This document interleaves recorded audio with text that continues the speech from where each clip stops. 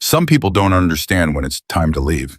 He said it like he was commenting on the weather, like breaking a woman's livelihood was just another Tuesday.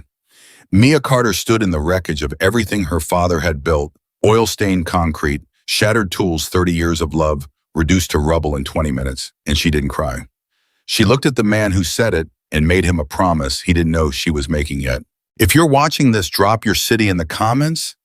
I want to see how far this story has traveled, and subscribe so you don't miss a single moment of what happens next. The rain started around 6 that evening, the kind of cold driving Montana rain that comes in sideways and finds every gap in your jacket, every crack in a window frame, every place you forgot to seal properly.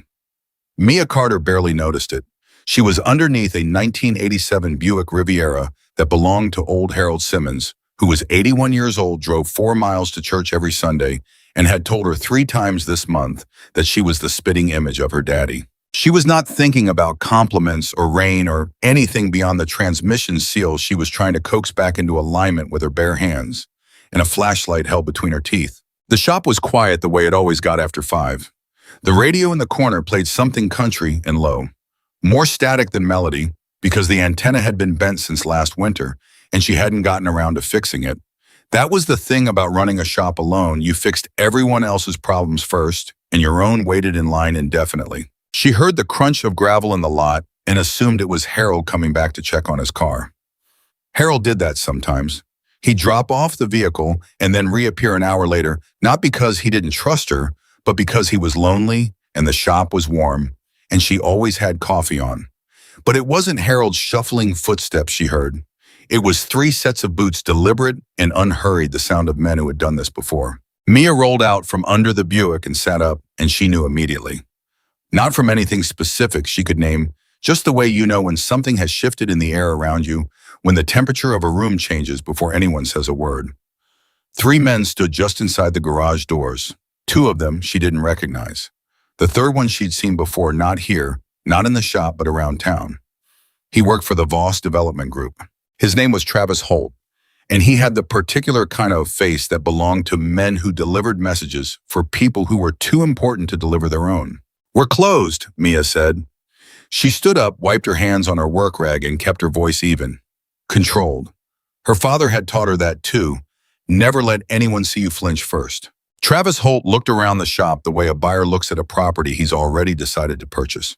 His eyes moved over the equipment, the lifts, the rows of tools along the wall, the old pegboard where her father had hung every wrench in ascending order of size, a habit so ingrained in Daniel Carter that Mia had never changed it even after he was gone. "Mr. Voss wants to make sure you received his offer," Travis said. "I received it," Mia said. "I sent it back."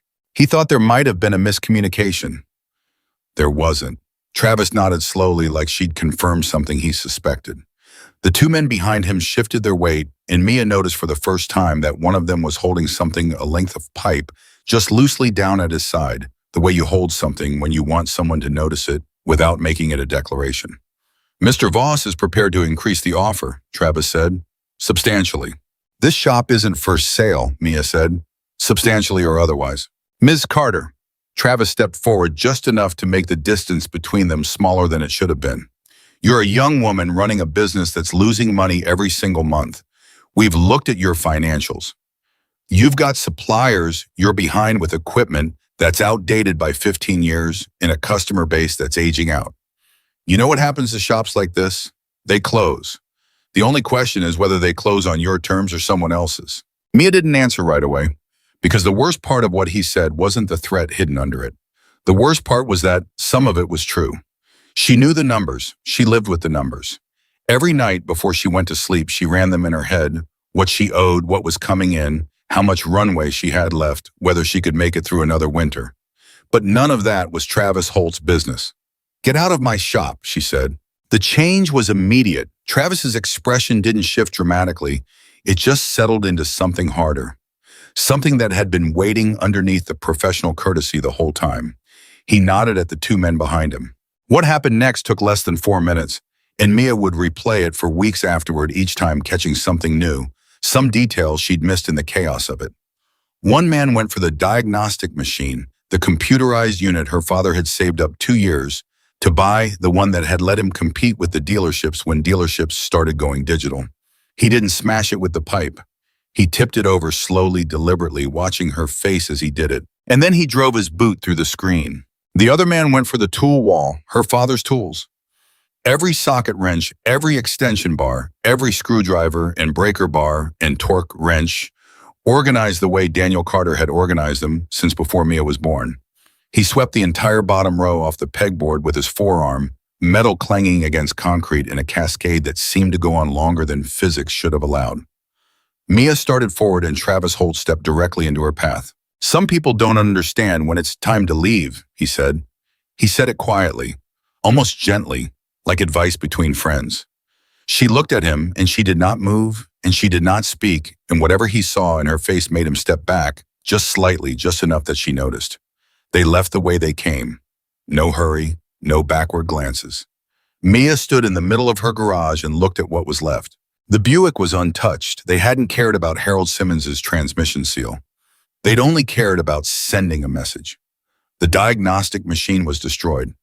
6 of her father's wrenches were bent. The lift controls had been pried open and something had been done to the wiring that she couldn't assess yet. The coffee maker in the waiting room, which had been there since 1994 and had survived 2 floods and 1 small electrical fire, was on the floor in pieces. She should have called the police. She knew that. She was already reaching for her phone. But she stopped when she heard something from the waiting room. She'd forgotten entirely. She'd been so deep under the Buick when they arrived that she hadn't registered it, hadn't even looked. There was a man sitting in the waiting room chair. He was older, maybe 65, maybe 70, gray-haired and weathered in the way of men who have spent most of their lives outdoors. He was holding a paper coffee cup, one of hers from the pot she'd put on at noon, and he was watching her with an expression that was very still and very serious and entirely impossible to read. "I saw everything," he said. His voice was low and even and unhurried. Mia stared at him. "Who are you?" "Jack," he said. "Jack Callahan. You've changed my oil 4 or 5 times over the past few months. Wednesday mornings. Black Harley Softail 2004. She knew the bike. She'd wondered about the man. He always came in early, always had exact change, always sat in the same chair and read the same battered paperback novel, and never asked for anything beyond the oil change and a cup of coffee. "You should call the police," Jack said. He wasn't telling her what to do. He was just stating a fact the same way he might observe that it was still raining outside. "I was about to." "Good." He stood up slowly, set the coffee cup down on the side table, picked up the paperback, and put it in his jacket pocket. "I'll give a statement. I saw their faces. I heard what they said." Mia called the police. While she waited, she sat on the concrete floor next to her father's scattered tools and started picking them up one by one because she had to do something with her hands, or she was going to fall apart. And falling apart was not something she could afford right now. Jack sat back down in his chair and said nothing. He didn't try to comfort her. He didn't tell her it was going to be okay. He just stayed, which was somehow exactly the right thing. The officer who took the report was professional and sympathetic and honest in a way she appreciated. He told her that what happened was criminal mischief, potentially extortion, and that if Travis Holt had been operating on Richard Voss's behalf, there could be serious charges available. He took Jack's statement. He took the security footage from her camera, though she already knew from experience that the parking lot camera had a bad angle on the front of the garage and probably hadn't captured the men clearly. He told her he'd be in touch. He left. Jack sat with her for another hour after that. He drank 2 more cups of coffee. He asked her about the lift controls and whether she thought the damage was purely mechanical or whether something electronic had been compromised. He asked the question like someone who understood the difference, and she answered him the same way because it was easier to think about wiring diagrams than about everything else. "How long has Voss been after the property?" Jack asked. "About 7 months," Mia said. "Started with letters, then an in-person offer, then a higher in-person offer, then the letter stopped being polite." She paused. "Tonight was new, though." "Tonight was an escalation," Jack said. "He's on a timeline." "How do you know that?" Jack looked at her. "Men who have time don't send people to break things. Men who have time send more letters." He stood up.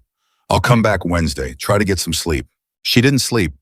She spent most of the night cleaning up the garage, taking inventory of what was damaged and what was salvageable, running numbers she already knew were bad, and getting answers that were worse than she'd expected.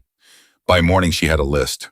By morning, she also had something she hadn't anticipated, an answer to a question she hadn't quite known she was asking. Because at 4 in the morning, when she was alone in the shop with the rain still coming down and the front doors locked and the overhead lights buzzing their familiar fluorescent hum, she found something underneath her father's workbench, behind the spare parts bin tucked against the wall, in a spot that no one who didn't know exactly where to look would ever find, a small metal lockbox. The key was on the same key ring as the shop keys. She'd always assumed it went to something she hadn't needed yet. She'd been right, just not in the way she'd thought. Inside the lockbox was a letter, in her father's handwriting. The letter was dated 3 years before Daniel Carter died. 3 years before the diagnosis, before the slow, terrible unraveling, before the months in the hospital and the months at home, and the final months that Mia tried not to think about too often because when she did, the weight of them was nearly physical. He'd written it like he was talking to her in the shop. No formality, no preamble, just her father's voice on paper. Mia, if you found this, things are probably complicated. Things tend to get complicated around anything worth keeping. I want to tell you about a man named Jack Callahan. About 25 years ago, Jack came through Bozeman on a motorcycle with a blown gasket and no money, and a look on his face like a man who had been through something bad and was still deciding what to do about it. I fixed the gasket. He tried to pay me. I didn't take the money because he didn't have much of it and the buck hadn't been hard. He told me he'd come back and pay me properly when he had it to spare. I told him that wasn't necessary. He told me it was to him. He came back 6 months later and paid me triple what I would have charged. That's who Jack Callahan is. I don't know if you'll ever need to know this. I hope you won't. But if someone is coming after the shop and you don't know where to turn, find Jack. He's the kind of man who remembers debts. He's also the kind of man who has spent his life around people who don't forget what loyalty means. I love you, Mia. Keep the doors open as long as you can. Dad. Mia read the letter twice. Then she sat on the floor with her back against her father's workbench, and she did finally allow herself to cry. Not for long, not extravagantly, just enough to let some of what was pressing against her chest find a way out. Then she folded the letter carefully, put it back in the lockbox, and went back to work. Richard Voss made his next move within 48 hours of the break-in, and it was elegant in the way that truly nasty things often are. Mia found out about it when she called her primary parts supplier, Henderson Auto Parts, over in Billings, to place an order for the components she needed to repair what the men had damaged. She'd been working with Henderson for 6 years. The owner, Greg Henderson, had known her father for 20 before that. Greg picked up on the second ring and went quiet for a moment before he spoke. Mia, he said slowly, I've been meaning to call you. Something in his voice. She'd known Greg Henderson long enough to hear what wasn't being said. What's going on? She asked. Another pause. I got a call yesterday from a business consultant who said he represented a development group that was acquiring properties in your area. He told me that Carter's Auto Repair was in the process of closing and that any outstanding accounts should be flagged because payment might be uncertain. Mia went completely still. He told you we were closing, she said. That's what he said. Greg, we're not closing. I know that, Greg said, and she heard something that sounded like relief in his voice, mixed with discomfort. I know that, Mia. I've known your family for 30 years. But I have to be honest with you, he was convincing. He had documentation letters, what looked like financial records, showing the business in serious trouble. My accounts manager flagged your account. Unflag it, Mia said. Already done, the moment I picked up this phone. She leaned against the counter and closed her eyes for 3 seconds, which was all she allowed herself. How many suppliers do you think he called? Greg Henderson was quiet for a moment. He mentioned he was reaching out to several vendors in the region. Mia hung up and started calling. Billings Parts Depot, Rocky Mountain Equipment Supply, Frontier Tire and Wheel, Western Auto Hardware. She called every supplier she had regular business with, and by noon she had a picture that was thorough and infuriating. Voss, or someone acting for him, had contacted at least 5 of her vendors. Not all of them had flagged her account, but enough of them had. And word spread in that industry the way words spread in any small community, fast and without much regard for whether it was true. By 2 in the afternoon, Mia had 3 customer cancellations. By 4, she had 4 more. The story being told was simple and plausible and devastating. Carter's auto repair was on its last legs. You wouldn't want to leave your car with a shop that might close while it was in their garage. You wouldn't want to deal with the complications of getting your vehicle back from a business that had shuttered. Best to find somewhere stable. The cruelty of it was in the precision. Voss hadn't tried to overwhelm her with one dramatic attack. He was performing a careful elimination. First the intimidation to see if she'd break directly, then the assault on the shop to rattle her and damage her capacity to work. And now this, the quiet poisoning of her reputation, the systematic dismantling of the relationship she depended on. He was doing it because he thought she was alone. He was doing it because he assumed that when you looked at Mia Carter, 28 years old, no partner, no employees, an inherited business that was struggling financially, you were looking at someone who had no reinforcement available. Mia looked at her father's letter sitting on the counter where she'd left it that morning, and she thought about Jack Callahan, who came on Wednesdays. It was Tuesday. She picked up the phone. Jack answered on the second ring. "I need to tell you something," Mia said, "and I need you to tell me the truth about something afterward." "All right," Jack said. She told him about the suppliers. She told him about the cancellations. She told him about the full picture she'd assembled over the course of the day, the coordinated campaign that went well beyond 3 men with a pipe and instructions to break things. Jack listened without interrupting. When she finished, there was a moment of silence. "How bad are the numbers?" he asked. "Bad enough that if I lose another 10% of my regular customers, I can't make rent next month," Mia said. She said it plainly without drama because it was just the truth. "If I lose 20%, I can't pay my outstanding supply invoices. And if I can't pay those invoices, the vendors who haven't flagged my account will start to." "Voss knows that," Jack said. "Of course he knows it. He's the one who told them." Another pause. "You said you had something to tell me." Mia looked at her father's letter. She'd considered briefly reading it to him over the phone. But that felt wrong somehow. It felt like something that deserved to happen in person. "My father left me a letter," she said. "He wrote it before he died, before he was even sick, I think. He wrote about you." The silence on the other end of the line was different this time. "He told you about the gadget," Jack said finally. Not a question. "He told me about the gadget," Mia confirmed.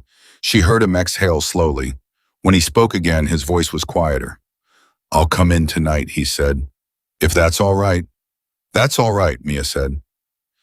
Jack arrived at 7. He came in through the side door, the one that faced the alley, and Mia realized she had never seen him use any door but the front before.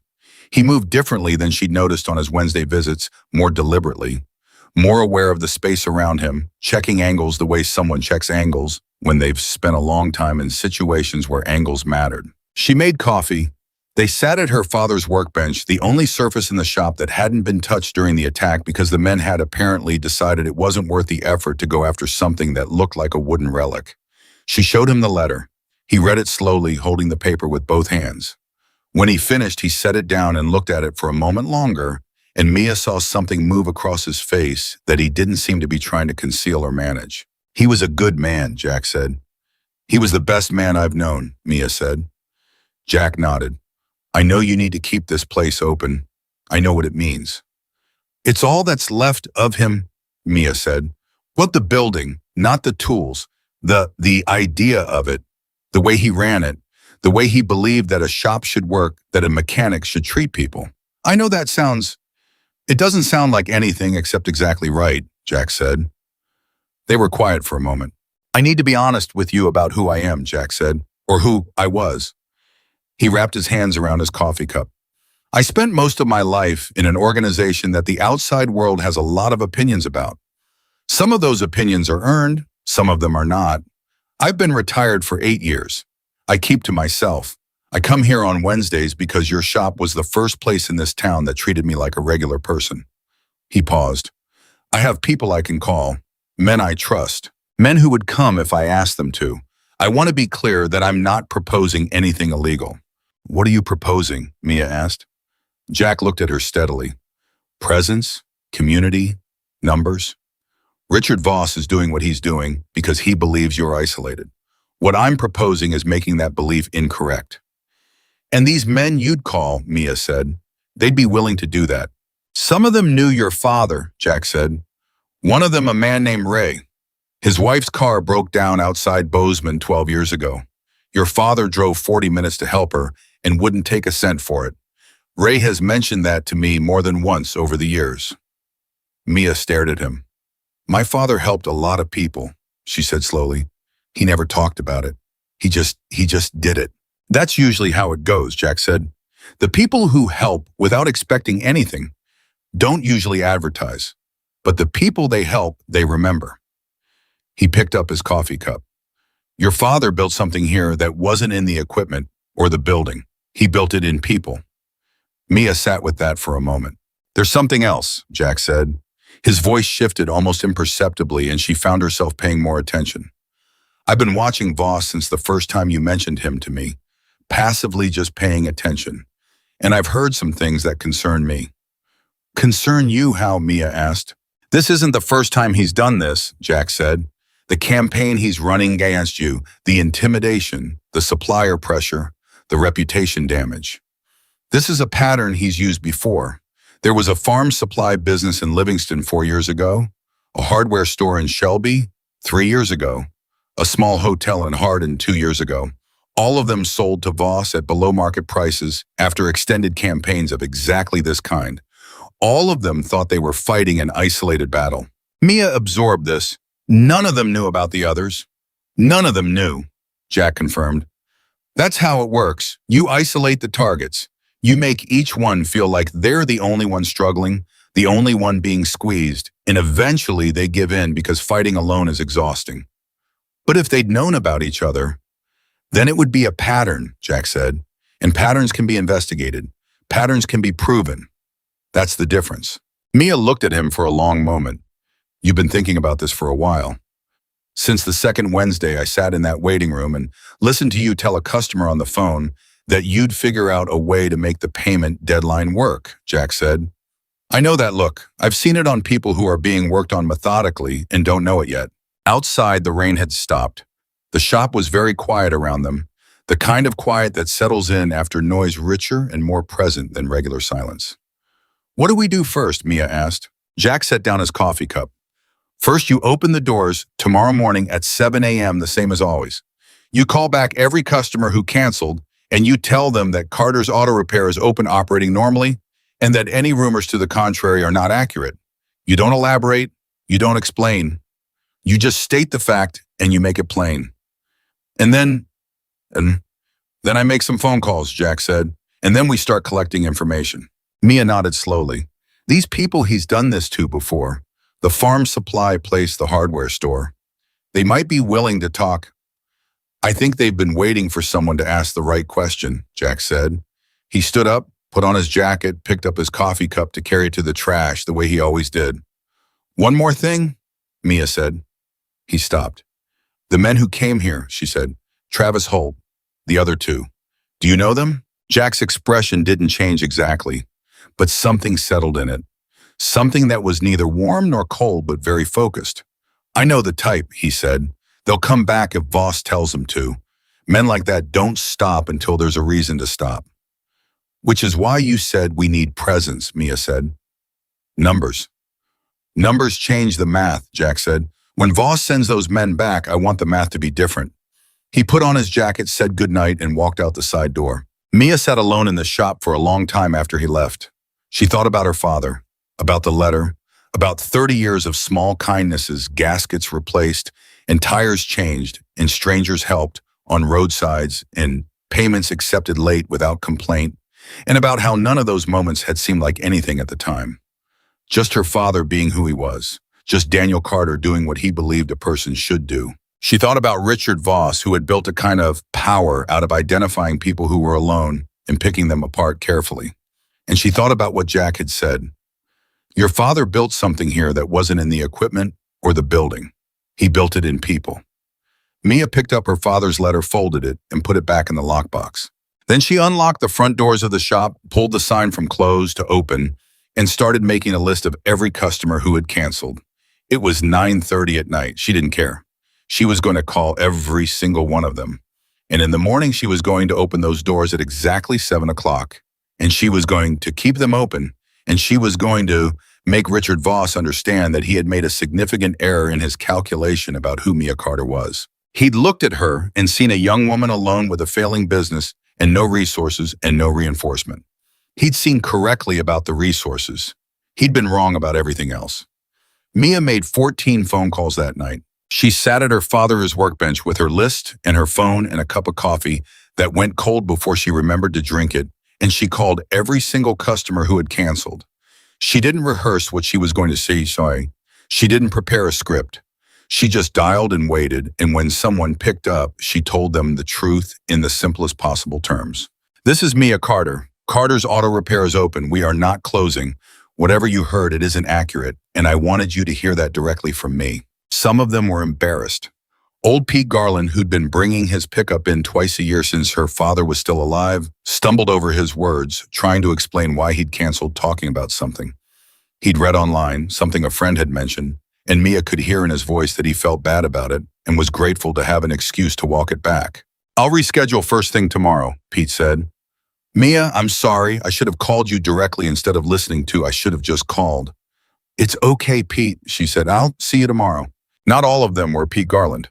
A woman named Sandra Reeves, who owned a hair salon on the east side of town and brought in her Honda Civic every 3 months for maintenance, was cooler on the phone, more cautious the way people get when they've been told something that scared them, and part of them is still holding on to it even after they've been told it isn't true. "I heard it from 2 different people," Sandra said. "I understand," Mia said, "but I'm telling you from the shop right now. The doors are open. I'm standing here. What time works for you this week?" Sandra rescheduled. Not enthusiastically, but she rescheduled. By the time Mia finished the last call, it was past 11. She'd recovered 8 of the 14 cancellations. The other 6 either didn't answer or told her politely that they decided to try somewhere else for now. Maybe they'd come back later, they weren't sure. She wrote those 6 names down in a separate column and sat looking at them for a moment. 6 customers gone. Maybe temporarily, maybe not. Either way, 6 was better than 14, and 14 had been better than nothing, and nothing was what she'd had when she started the night. She locked up, drove home, and slept 4 hours. At 6:40 the next morning, she was back. At 7 o'clock exactly, she flipped the sign to open. At 7:12, a truck pulled into the lot. It was Ray Kowalski. Mia didn't know Ray Kowalski. She'd never met him. He was a big man in his late 50s, gray stubble, and a canvas jacket with the collar turned up against the morning cold, and he drove a 2001 Ford F250. That had a replacement panel on the driver's side door that was a slightly different shade than the rest of the truck. He came in and asked if she could look at his transmission. "Jack Callahan sent me," he said, not making a production of it, just stating a fact the way you'd state your name or your address. Mia looked at him for a moment. "The man whose wife broke down outside town," she said. Ray Kowalski looked at her steadily. "Your father drove out to help her at 9 o'clock on a Thursday night. She was 7 months pregnant. She'd been sitting on the side of the road for 2 hours and nobody had stopped." He paused. "He followed her all the way home to make sure she got there safe. Wouldn't take any money, just said to pass it on someday." Ray looked around the shop at the pegboard with her father's tools, at the coffee maker that was new now because the old one was in pieces. "I heard you could use some business." "I can always use business," Mia said. "Let me have a look at the transmission." She worked on Ray's truck all morning. The transmission turned out to have 2 separate issues, one she could fix today and one that would need a part she'd have to order, and she was explaining this to Ray over the hood when another vehicle pulled in. Then another. By noon, she had 4 vehicles in the shop or waiting in the lot, and all 4 of them had come because of Jack. She didn't ask how Jack had managed it. She just worked. But sometime around 2 in the afternoon, while she was deep in the engine compartment of a Chevy Colorado that belonged to a quiet man named Dennis, who told her he'd heard she did honest work, she thought about what Jack had said the night before about her father building something in people, and she began to understand what he meant in a way that was more than intellectual. Her father had spent 30 years giving pieces of himself to people in small, practical, unglamorous ways. A fixed gasket, a roadside rescue, a bill that came out lower than anyone expected. An extra hour of work charged at no cost because the job had taken longer than the estimate, and he didn't believe in making someone pay for time they hadn't planned on spending.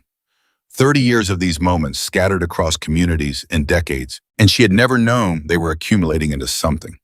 She had just thought that was who her father was. She hadn't understood and that it was also what he was building. Dennis came around to check on her progress, and she asked him carefully how he had heard about the shop.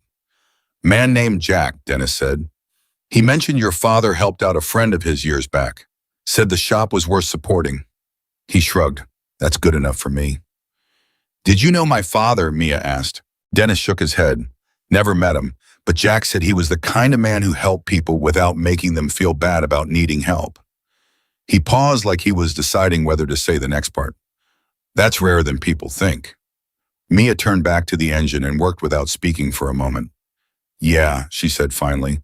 "It is." The day ended better than it had started, which was more than she'd expected. By the time she locked up, she'd completed 3 jobs, had 2 more scheduled for the following morning, and had received a call from Greg Henderson in Billings saying that he'd personally reached out to 2 other suppliers he knew had been contacted by Voss's people and told them to disregard whatever they'd been told. "Your father fixed my brother's truck in 2003, Greg said when she thanked him. "Wouldn't let us pay for the parts, said the parts were cheap and the labor was the real cost, and he wasn't charging for it because it had only taken him an hour and he'd have been there anyway." Greg cleared his throat. "I've been meaning to do something about that for 20 years. I'm glad I finally got the chance." Mia hung up and stood in the empty shop, and for a moment she felt something she hadn't expected to feel. Not just gratitude, but something heavier and more complicated. Something that felt like grief and wonder simultaneously. Because her father was everywhere today. In phone calls from people she'd never met. In the memory of a pregnant woman on a roadside. In the deliberate loyalty of a man who'd been waiting 20 years to balance an account. And she hadn't known. She'd worked alongside him for years, and she hadn't known the scale of what he was quietly doing.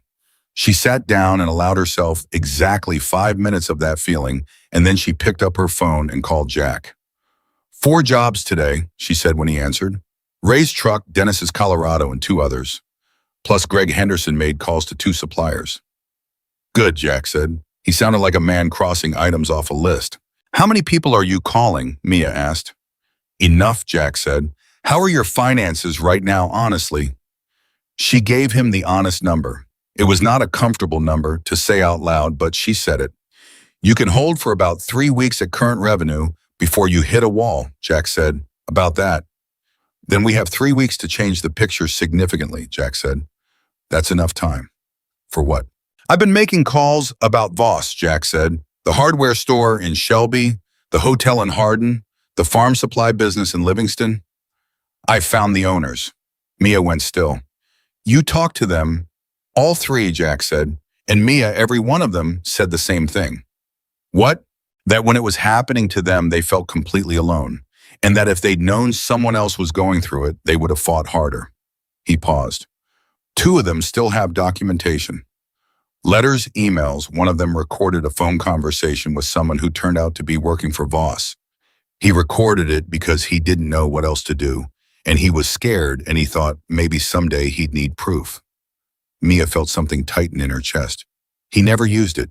By the time he thought about using it, he'd already sold. He was exhausted. He just wanted it to be over. Jack's voice was even, but she could hear something underneath it, controlled and cold. "He gave me the recording." "Jack," Mia said slowly, "what exactly are you doing?" "Building a case," Jack said. "If the pattern exists, and it does, I can see it clearly now, then what Voss has been doing across multiple counties over multiple years is not just harassment. It's organized fraud. It's criminal conspiracy. The problem was that no one victim ever had enough of the picture to make it a case. They only saw their own piece. But if you put all the pieces together, then you have something," Jack said, "something a prosecutor can actually use." Mia sat down on the concrete floor, which was becoming a habit she was going to have to address at some point. "Why are you doing this, Jack? And don't say it's about the gasket. It started with the gasket, but that's not what this is." He was quiet for a moment, long enough that she thought maybe she'd pushed too far. "I spent a lot of years in my life operating outside the lines," Jack said finally. "Not always in ways I'm proud of. When I retired, when I actually stopped and looked at the balance sheet of my life, I decided I wanted the last portion of it to look different than the rest." He paused again. Your father never asked me anything about my past. He fixed my bike and gave me coffee and treated me like a person who deserved to be treated decently. I've never forgotten that because people like that aren't common. His voice dropped slightly. And people like Richard Vossman who look at what someone has built and decide they can just take it. I have a particular reaction to those people that I've been keeping on a leash for 8 years. Maybe it's time to let it off the leash, Mia said. Legally, Jack said, and she could hear something that might have been a smile in his voice. We're going to do this completely legally. She almost laughed. Almost. Okay, she said. What do you need from me? Tomorrow morning I'm going to bring someone into the shop, Jack said. A man named Walt Briggs. He's a retired investigator used to work financial crimes for the state. He knows how these schemes are structured. I want you to tell him everything, the whole picture, from the first letter to the attack to the supplier calls. And I want you to tell him about what you know about the other businesses, what I've told you. Does Walt know what you did before you retired? Mia asked. Walt Briggs has known me for 30 years, Jack said. He knows everything. He still trusts me, which should tell you something about both of us. The next morning, Walt Briggs arrived at 8 o'clock in a 10-year-old Subaru with a cracked taillight and a back seat full of accordion folders that appeared to have been there since the Clinton administration. He was a small, neat man with a white mustache and the kind of eyes that were always slightly narrowed, like he was perpetually reading fine print. He shook Mia's hand firmly, accepted coffee without being asked, and sat down at the workbench with a legal pad and 3 different colored pens. Start from the beginning, Walt said. Don't edit, don't decide what's important. Tell me everything in the order it happened. Mia told him everything. Walt wrote constantly and interrupted rarely, but when he did interrupt, his questions were precise and slightly unexpected. Not the questions she would have anticipated, but questions that seemed aimed at the architecture of what had happened rather than the surface. He asked about the timing between the initial offer and the first sign of supplier pressure. He asked specifically about how the men had entered the shop and what they damaged and in what sequence. He asked whether Travis Holt had said anything specific about timelines or deadlines. When she mentioned that Travis had said, "Some people don't understand when it's time to leave," Walt's pen stopped moving. He said that to you directly, Walt asked. Yes, Mia said, after they had already done the damage, like an afterthought. Walt wrote it down, underlined it, and your witness Callahan, he was present for that statement. He was in the waiting room, Mia said. He told the police officer he heard everything. Walt nodded slowly. Good. He wrote something else, circled it. Very good. They worked through the morning, and at some point, Jack arrived with a manila envelope that he set on the corner of the workbench without comment. Walt opened it, looked through the contents methodically, and then looked up at Jack over the top of his reading glasses. This is the recording from the Hardin owner, Walt asked. Yep, Jack said, and he's willing to sign a statement. He's already signed it, it's in there. Walt looked back at the contents of the envelope for a moment. Richard Voss has a very expensive lawyer, he said. His name is Gregory Cannon, and Cannon is good. I've seen his work before. Good enough to make this go away? Mia asked. Walt looked at her over his reading glasses with the expression of a man who had been asked variations of that question for 30 years and had learned exactly how to answer it. Good enough to make it complicated, he said. Not good enough to make it disappear if the pattern is as clear as what I'm looking at right now. He closed the envelope. I have a contact in the state AG's office, Financial Crimes Division. Her name is Detective Laura Chen, and she has been looking for something on Voss for about 18 months. Mia stared at him. She's already been looking. Walt set the envelope down. She's been looking for a thread to pull, he said. I think we just found it. The shop was very quiet for a moment. Why hasn't anything happened to Voss before now? Mia asked. Walt picked up his coffee cup. Because every victim thought they were fighting alone. Because when you feel isolated and exhausted and outgunned, you make deals you don't want to make just to stop the bleeding. And when you make the deal, you sign paperwork that makes it very hard to claim later that anything improper happened. He paused. Richard Voss is not stupid. He builds paper trails that look legitimate from the outside. Each individual transaction looks like a distressed sale, a struggling business who makes a pragmatic decision and sells. The coercion that preceded that decision doesn't appear on any document. Unless you have the recording, Jack said. Unless you have the recording, Walt agreed, and the testimony of people who've been waiting to give it. He looked at Mia directly. You understand this will take time. Even with what we have, this isn't a week's worth of work. There will be a period where Voss is still operating, still pressuring you, and we'll be building the case in parallel. How long? Mia asked. Weeks, not months, Walt said. If Chen moves the way I expect her to move, and if the pattern holds up the way I think it will, we're talking 4 to 8 weeks before something formal happens. I'm not sure I have 4 to 8 weeks, Mia said plainly. My financial runway is about 3 weeks. Walt and Jack looked at each other. Then we solve 2 problems simultaneously, Jack said. Walt handles the legal architecture. We handle the business. The business is my problem, Mia said. No, Jack said, and his voice was very even, very quiet. Right now it's our problem. She wanted to argue. She was already drawing breath to argue because she had spent her entire adult life solving her own problems, and the instinct to refuse help, even when help was being offered freely, was deeply embedded in her. But she looked at Jack, retired biker, Wednesday morning coffee drinker, the man her father had written about in a letter he'd hidden under the workbench, and the argument died before she gave it voice. Okay, she said, what do we do? What they did over the next 4 days was systematic and surprisingly quiet. Jack made calls. Walt Briggs drove to Livingston and Hardin and Shelby and came back with signed statements and documents, and in the case of the Livingston farm supply owner, a second recorded conversation that the man had captured 18 months ago and never known what to do with.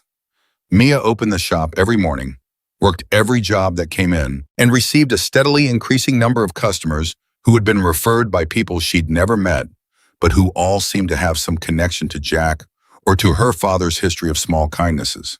On the 3rd day, something happened that changed the temperature of everything. Mia was finishing up a brake job on a Dodge pickup when a car she didn't recognize pulled into the lot. A black sedan, new model, tinted windows, the kind of car that could have belonged to a dozen different types of people, but in context suggested only a few of them. 2 men got out, not Travis Holt and his associates, different men, but the same general category. They didn't come into the garage. They just stood by their car and looked at the shop for a long moment, and then one of them took out his phone and appeared to photograph the building, and then they got back in the car and drove away. Mia watched them go and felt the specific quality of dread that comes not from something that has happened, but from something that is clearly being planned. She called Jack immediately. Black sedan, 2 men photographed the shop, she said. How long ago? Jack asked. About 2 minutes. There was a pause. Voss is getting impatient, Jack said. He knows his supplier pressure hasn't collapsed you. He's reassessing. What does reassessing look like for a man like Voss? Mia asked. It can look like a lot of things, Jack said carefully. But the most likely thing right now is he's deciding whether to escalate or whether to try a different angle. What kind of different angle? Something that looks legitimate, Jack said. He may have someone call the county permitting office, try to kick up a question about your zoning or your occupancy certificate. He may contact your bank and try to create a problem with your accounts. He may try to purchase outstanding debt from one of your suppliers and then call it immediately. He's looking for a lever. Mia sat down on the running board of the Dodges she'd been working on. He has a lot of options. He does, Jack said, but so do we. Walt talked to Chen this morning. She's interested, very interested. She wants to meet with you at the end of the week. Mia absorbed this. That's good. It's very good, Jack said. But Mia, between now and then, I need you to be careful. And I need you to call me if anything changes. Anything. You sound like you're expecting something, Mia said. Jack's pause was just a beat too long. I've seen how men like Voss behave when they feel a window closing, he said. They push harder before they fold. It's almost a reflex. After she hung up, Mia went back to work. She finished the brake job. She called a customer about an upcoming oil change. She balanced the day's invoices and ordered parts for 2 jobs scheduled for Monday. She did all of it with her hands and her attention, while some other part of her mind, quieter and more alert, kept turning over what Jack had said. Men like Voss push harder before they fold. That evening, a man walked into the shop that Mia had never seen before. He was younger than Travis Holt, dressed in business casual, the kind of bland professional presentation that could mean anything, and he had the smooth, practiced manner of someone who spent his days in meetings. Ms. Carter, he said. Depends who's asking, Mia said. She kept her hands where they were on the engine she was working on. My name is Dennis Paulson. I'm an attorney. I represent a client who would like to make you an offer on this property. She didn't look up. Richard Voss. A very short pause. My client prefers. I know what your client prefers, Mia said. She set down the tool in her hand slowly and deliberately and looked at Dennis Paulson directly. Tell your client that this shop is not for sale. Tell your client that I've heard that message from him multiple times in multiple forms, and my answer hasn't changed and won't change regardless of what form the message takes next. Dennis Paulson maintained his professional composure admirably. My client is prepared to make an offer that represents fair market value plus a substantial premium that would... Mr. Paulson, Mia said, did your client tell you that 3 men came into this shop 2 weeks ago and destroyed equipment and threatened me? The composure flickered just slightly. I'm not aware of... Did he tell you that he contacted my suppliers and told them we were closing so that they'd freeze my accounts? Ms. Carter, I'm simply here to convey an offer. Did he tell you that investigators from the State Financial Crimes Division are currently reviewing his business practices across multiple counties? Dennis Paulson stopped talking. The shop was very quiet. Mia picked up her tool and turned back to the engine. Tell your client I said no, and tell him that the next time he wants to send someone to have a conversation with me, he should make sure that person is prepared to hear what I actually have to say. Paulson left without another word. Mia waited until she heard his car pull out of the lot, and then she called Jack. He just sent a lawyer, she said. Interesting, Jack said, and she could hear him thinking. He's trying to create a paper trail that looks like a legitimate negotiation. If he can show a series of good faith offers that you refused, it complicates any narrative about coercion. I told him investigators were looking at Voss, Mia said. Probably shouldn't have done that. Actually, Jack said slowly, that might have been exactly right. If Voss thinks we already have something official moving, it changes his calculations. He paused. He'll make a decision in the next day or two. Either he pulls back and waits, which gives us time, or he decides to go fast and hard before anything formal happens. Which one do you think he does? Mia asked. Mia. Fast and hard, Jack said without hesitation. He didn't get this far by playing it cautious when he felt cornered. His voice was steady and certain in a way that made her realize again that Jack Callahan had spent a very long time understanding how people operated when they were under pressure. He's going to move soon. I need you to be ready. Ready for what specifically? She asked. I don't know exactly what form it takes, Jack said. But it will be at night, and it will be significant. He's not going to send men to knock over your equipment again. If he comes back, it'll be to make sure there's nothing left to come back to. The words landed in the space between them and stayed there. Okay, Mia said. Her voice was steady. She was slightly surprised by how steady it was. Then let's make sure we're not alone when he does. That's exactly what I've been working on, Jack said. Get some rest. I'll call you in the morning.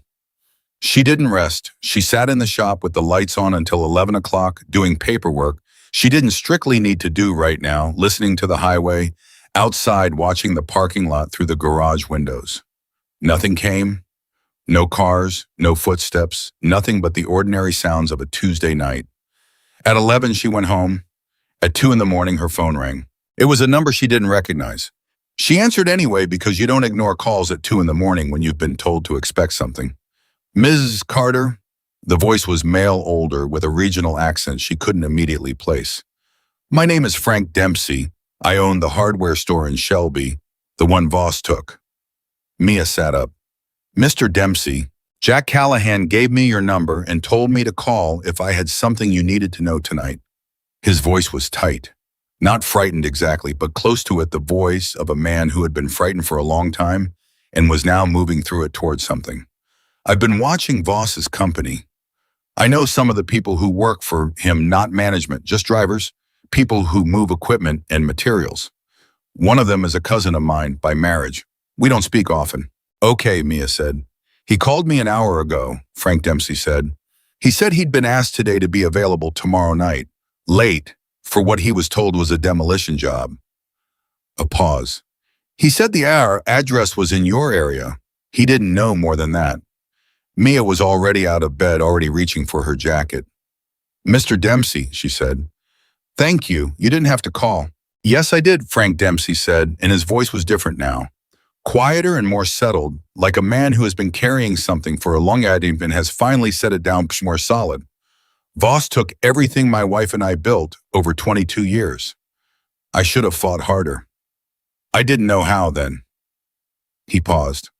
I know something now that I didn't know then. We weren't alone. We just didn't know it. Another pause. Don't make the same mistake I did, Miss Carter. Call the people who are on your side. Call them tonight. Mia said goodbye and hung up. She stood in her living room in her jacket with her phone in her hand and looked at the time, 2:17 in the morning. She called Jack. He answered on the first ring. Frank Dempsey just called me, Mia said. I know, Jack said. I'm already on the phone with people. She could hear something in the background, low voice movement. Where are you? Home. Should I go to the shop? Not yet, Jack said. Stay where you are for right now. I'll call you back in 15 minutes. She sat on the edge of her bed and waited. The 15 minutes felt like something geological. Outside, the night was quiet in the specific way that nights in Montana get quiet in early spring, cold and still and enormous. She thought about her father. She thought about the letter in the lockbox. She thought about Frank Dempsey saying we weren't alone, we just didn't know it.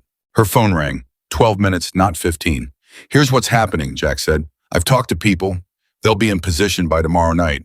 But Mia, I want you to call the police before anything happens. I want there to be an official call on record. Will you do that? Of course, Mia said. When the time comes, Jack said. Not before. If we call now with nothing but a secondhand rumor, they can't act. But if you call when there's an active situation, then they have something to respond to, Mia said. Right. A pause. How are you holding up? Mia thought about it honestly. I'm scared, she said. But I'm not. I'm not shaking anymore. That makes sense. Earlier today I was scared and shaking. Now I'm just scared. That's the right direction, Jack said. That means you've already decided to stand your ground. The shaking is what happens when you haven't decided yet. She went back to bed. She didn't sleep, but she lay down and, somewhere in the early hours before dawn, she drifted into something that was close enough to sleep to count. When her alarm went off at 6:30, she turned it off, lay still for a moment, and then got up. She had a shop to open. And somewhere out there, Richard Voss was making his own plans for what he believed was going to be the last night Carter's auto repair would ever stand. He was about to discover how badly he had misread the situation. Mia drove to the shop, unlocked the doors, turned on the lights, and started the coffee. She worked through the morning with the kind of focused efficiency that comes from having no energy left for anything except the thing directly in front of you. She worked on cars. She took phone calls. She talked to customers the way she always talked to them, directly, warmly, with actual interest in what they needed and honest assessments of what she could do. Around 2 in the afternoon, Jack came in. He sat in his usual chair in the waiting room. He had his paperback novel. He poured himself a cup of coffee, and he sat there for the rest of the day, not doing anything in particular, not explaining himself, just sitting. 3 other men came in at various points through the afternoon. Ray Kowalski came back ostensibly to check on something about his transmission, and he sat in the waiting room too. A man named Leon, whom Mia had never met before, came in and asked if she needed help cleaning up around the garage, and when she said she was fine, sat down in the waiting room anyway. A 4th man she didn't know, heavy-set and quiet, parked his motorcycle in the lot and came inside for a cup of coffee and appeared to have nowhere pressing to be. The waiting room had never in the history of Carter's Auto Repair held 4 people at once. Mia worked and didn't ask questions. At 5 o'clock, she closed out the register and started putting away tools, and she looked out through the garage door at the 4 men sitting in the waiting room. None of them talking much. All of them very present, and she felt something move through her that was difficult to name exactly. It wasn't quite gratitude and it wasn't quite relief. It was something older and more fundamental than either of those things. Something that felt like the specific comfort of not being alone in a situation that you did not choose and cannot control. She poured herself a cup of coffee, went and stood in the doorway between the garage and the waiting room and looked at Jack. You know, you don't have to stay, she said. Jack looked up from his book. I know, he said. Ray Kowalski picked up a fishing magazine from the side table and opened it to the middle. Leon turned his coffee cup in his hands. The 4th man looked out the window at the parking lot. Nobody left. And outside, the sun went down over Carter's Auto Repair, and the last real light of the day faded from the windows, And the night that Richard Voss had chosen for the end of everything gathered itself in the darkness, just beyond the edge of the lot, getting ready to arrive. The first hour after dark was the hardest, not because anything happened, because nothing did. Mia sat in the office at the back of the shop with the internal door cracked open so she could see the garage floor, and she drank cold coffee and listened to the night settle around the building. Jack and the other three men had moved from the waiting room to less visible positions sometime around 8 o'clock, doing it quietly and without explanation, redistributing themselves with the particular economy of motion that told her this was not new territory for any of them. Ray had gone outside. Leon was somewhere near the side door. The fourth man, whose name she'd finally learned was Curtis, had positioned himself near the rear of the garage where the back wall met the equipment bay. Jack sat in the office with her. He didn't talk much. That was something she'd come to understand about him. He conserved words the way some people conserve money, spending them only when they were going to do something useful. What he did do was sit with his phone on his knee, checking it occasionally, and once every 30 minutes or so, he would send a brief text to someone she couldn't see and receive one back almost immediately. "How many people do you have out there?" Mia asked quietly sometime around 9. "Enough," Jack said. "You keep saying that, because it keeps being true." She looked at her own phone. No calls, no texts. The detective Walt had mentioned Laura Chen had called that afternoon and spoken to Mia for 40 minutes, taking notes and asking the same kind of precisely targeted questions that Walt asked, the questions that cut to the architecture of what had happened rather than the surface of it. At the end of the call, Chen had said carefully that she couldn't discuss the status of any ongoing investigation, but that she wanted Mia to document everything and to call her directly if anything changed in the next 72 hours. Everything was about to change in the next 72 hours. Mia had not told Chen about Frank Dempsey's midnight call. She'd discussed it with Jack and Walt, and they'd agreed that secondhand information from a man who'd heard something from a cousin by marriage was not the kind of thing you brought to a state investigator if you wanted to be taken seriously. What you brought was evidence. What you brought was the situation after the fact when you had something concrete. So they waited. At 9:40, Jack's phone lit up. He looked at it, showed nothing on his face, and typed a response. "Ray says there are vehicles staging on the access road," Jack said. "About a quarter-mile east." Mia felt her stomach contract. "How many?" "3 so far." He typed again, waited. 4. She stood up from the office chair, not from any plan to do anything, just because sitting suddenly felt impossible. "Should I call 911? "Not yet," Jack said. "If we call now, they'll see the response and pull back, and then nothing happens tonight, and we're back where we were, except now Voss knows we had warning and he plugs the leak." He put his phone in his jacket pocket and stood up. "When they move, you call, not before." "How will I know when they move?" "You'll hear it," Jack said simply. He went to the door that connected the office to the garage. He stopped there, hand on the frame, and turned back to look at her. "Stay in this office," he said. "Whatever happens, stay in this room until I come back for you or until you're sure you need to get out. If you need to get out, you go through the back and you go to the neighbor's house on the left and you call from there." He paused. "You understand?" "I understand," Mia said. "Jack, yeah." She looked at him. He was 60-something years old, gray-haired, wearing a worn leather vest over a black jacket, standing in the doorway of her father's shop, like he'd always been there, like he was supposed to be exactly here at exactly this moment. "Thank you," she said. Jack nodded once, the way people nod when thank you is inadequate, but there's nothing better available. Then he went into the garage and the door swung half shut behind him. Mia stood alone in the office. She picked up her phone and held it in both hands and listened. For a few minutes, nothing. The shop breathed around her, the quiet tick of metal cooling the faint hum of the refrigerator in the corner where she kept drinks for customers, the distant sound of highway traffic that was always there, the ambient white noise of a life lived adjacent to a road. Then she heard it. Engines. Not the sound of a single vehicle passing on the highway. Multiple engines close together, coming slower than highway speed, the particular throttle of vehicles that are maneuvering rather than traveling. She pressed herself against the wall beside the office door and looked through the gap into the garage. In the dim light, she could see the silhouettes of what her father had built, the lifts, the tool wall, the old pegboard with his wrenches in ascending order of size, the coffee maker on the counter in the waiting room, And for one terrible second, she saw all of it. The way you see something you might be about to lose with the full weight of what it means, every memory pressed into every object, like something carbonized and permanent. She called 911. This is Mia Carter at Carter's Auto Repair on Route 6 outside Bozeman. I believe I'm about to have intruders attempting to damage or destroy my property. I have reason to believe this is connected to an ongoing extortion situation that is already documented with the sheriff's department. She kept her voice low and steady and gave them the address twice. Please send someone now. I believe the individuals are already on the property. The dispatcher confirmed they were sending units. Mia hung up and called Jack's number. He answered on the first ring. I know, he said. Stay in the office.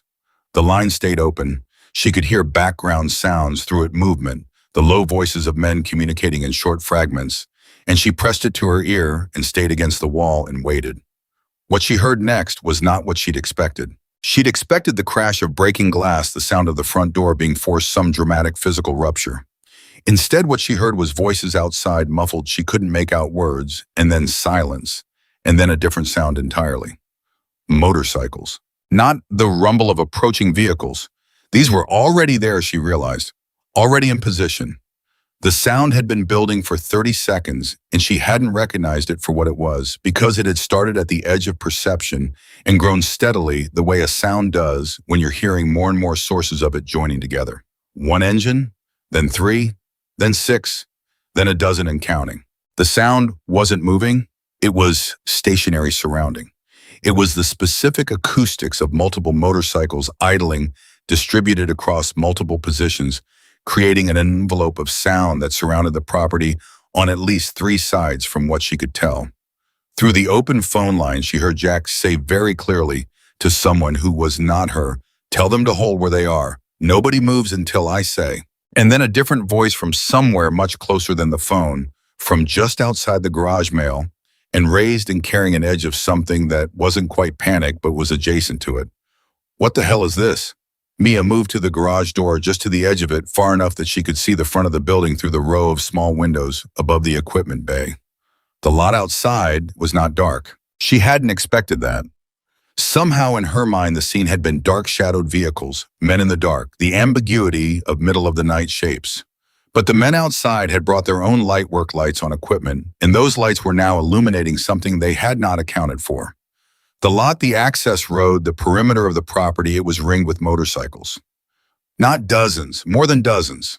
She couldn't count them, not from her angle, not in the shifting light.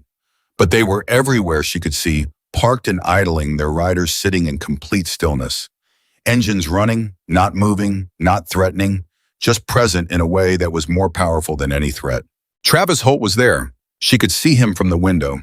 He was standing between 2 large vehicles that she now understood had been intended to haul away equipment, possibly the lifts, possibly the machines, possibly all of it, leave nothing worth reopening the shop for.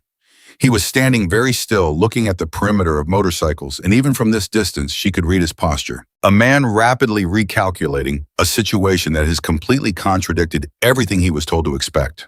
2 other men were with him. Different from the ones before, bigger, the kind of men you hire for specific purposes. They were looking around in different directions, and what she saw in the way they were moving was something she recognized from the way animals move when they realize they are not the ones doing the surrounding. Jack walked out of the garage. Mia hadn't known he was going to do that. She made an involuntary sound, a short intake of breath, and pressed closer to the window. He walked out into the lit lot without hurry hands at his sides, and he stopped about 15 feet from Travis Holt and looked at him. There was a moment of absolute stillness that seemed to last much longer than it was. Then Jack said loud enough to carry, "You came here thinking nobody was going to stand in with her." Travis Holt said something she couldn't hear. "I can't hear you," Jack said without raising his voice. He didn't need to raise it. The quality of his presence carried it. One of the big men shifted his weight, and Ray Kowalski appeared from the left side of the garage, just stepped out of the shadow and stood there, and that stopped the big man's movement completely.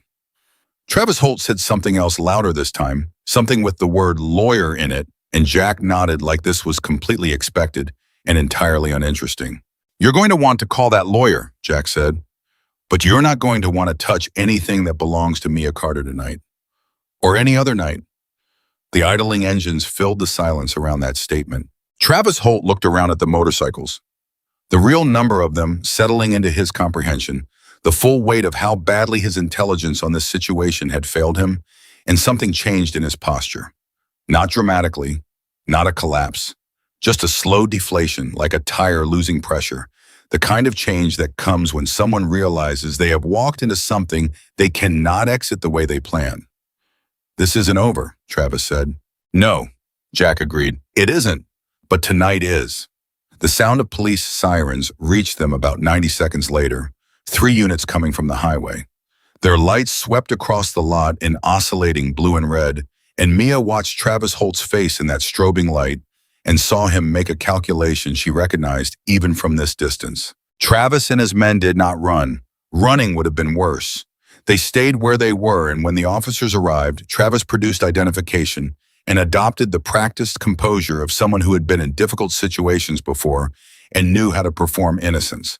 But there were 4 vehicles on the property that didn't belong there at 11:30 at night, with equipment that served no legitimate purpose that could be explained quickly. Mia went out through the garage and met the responding officer at the door of the shop.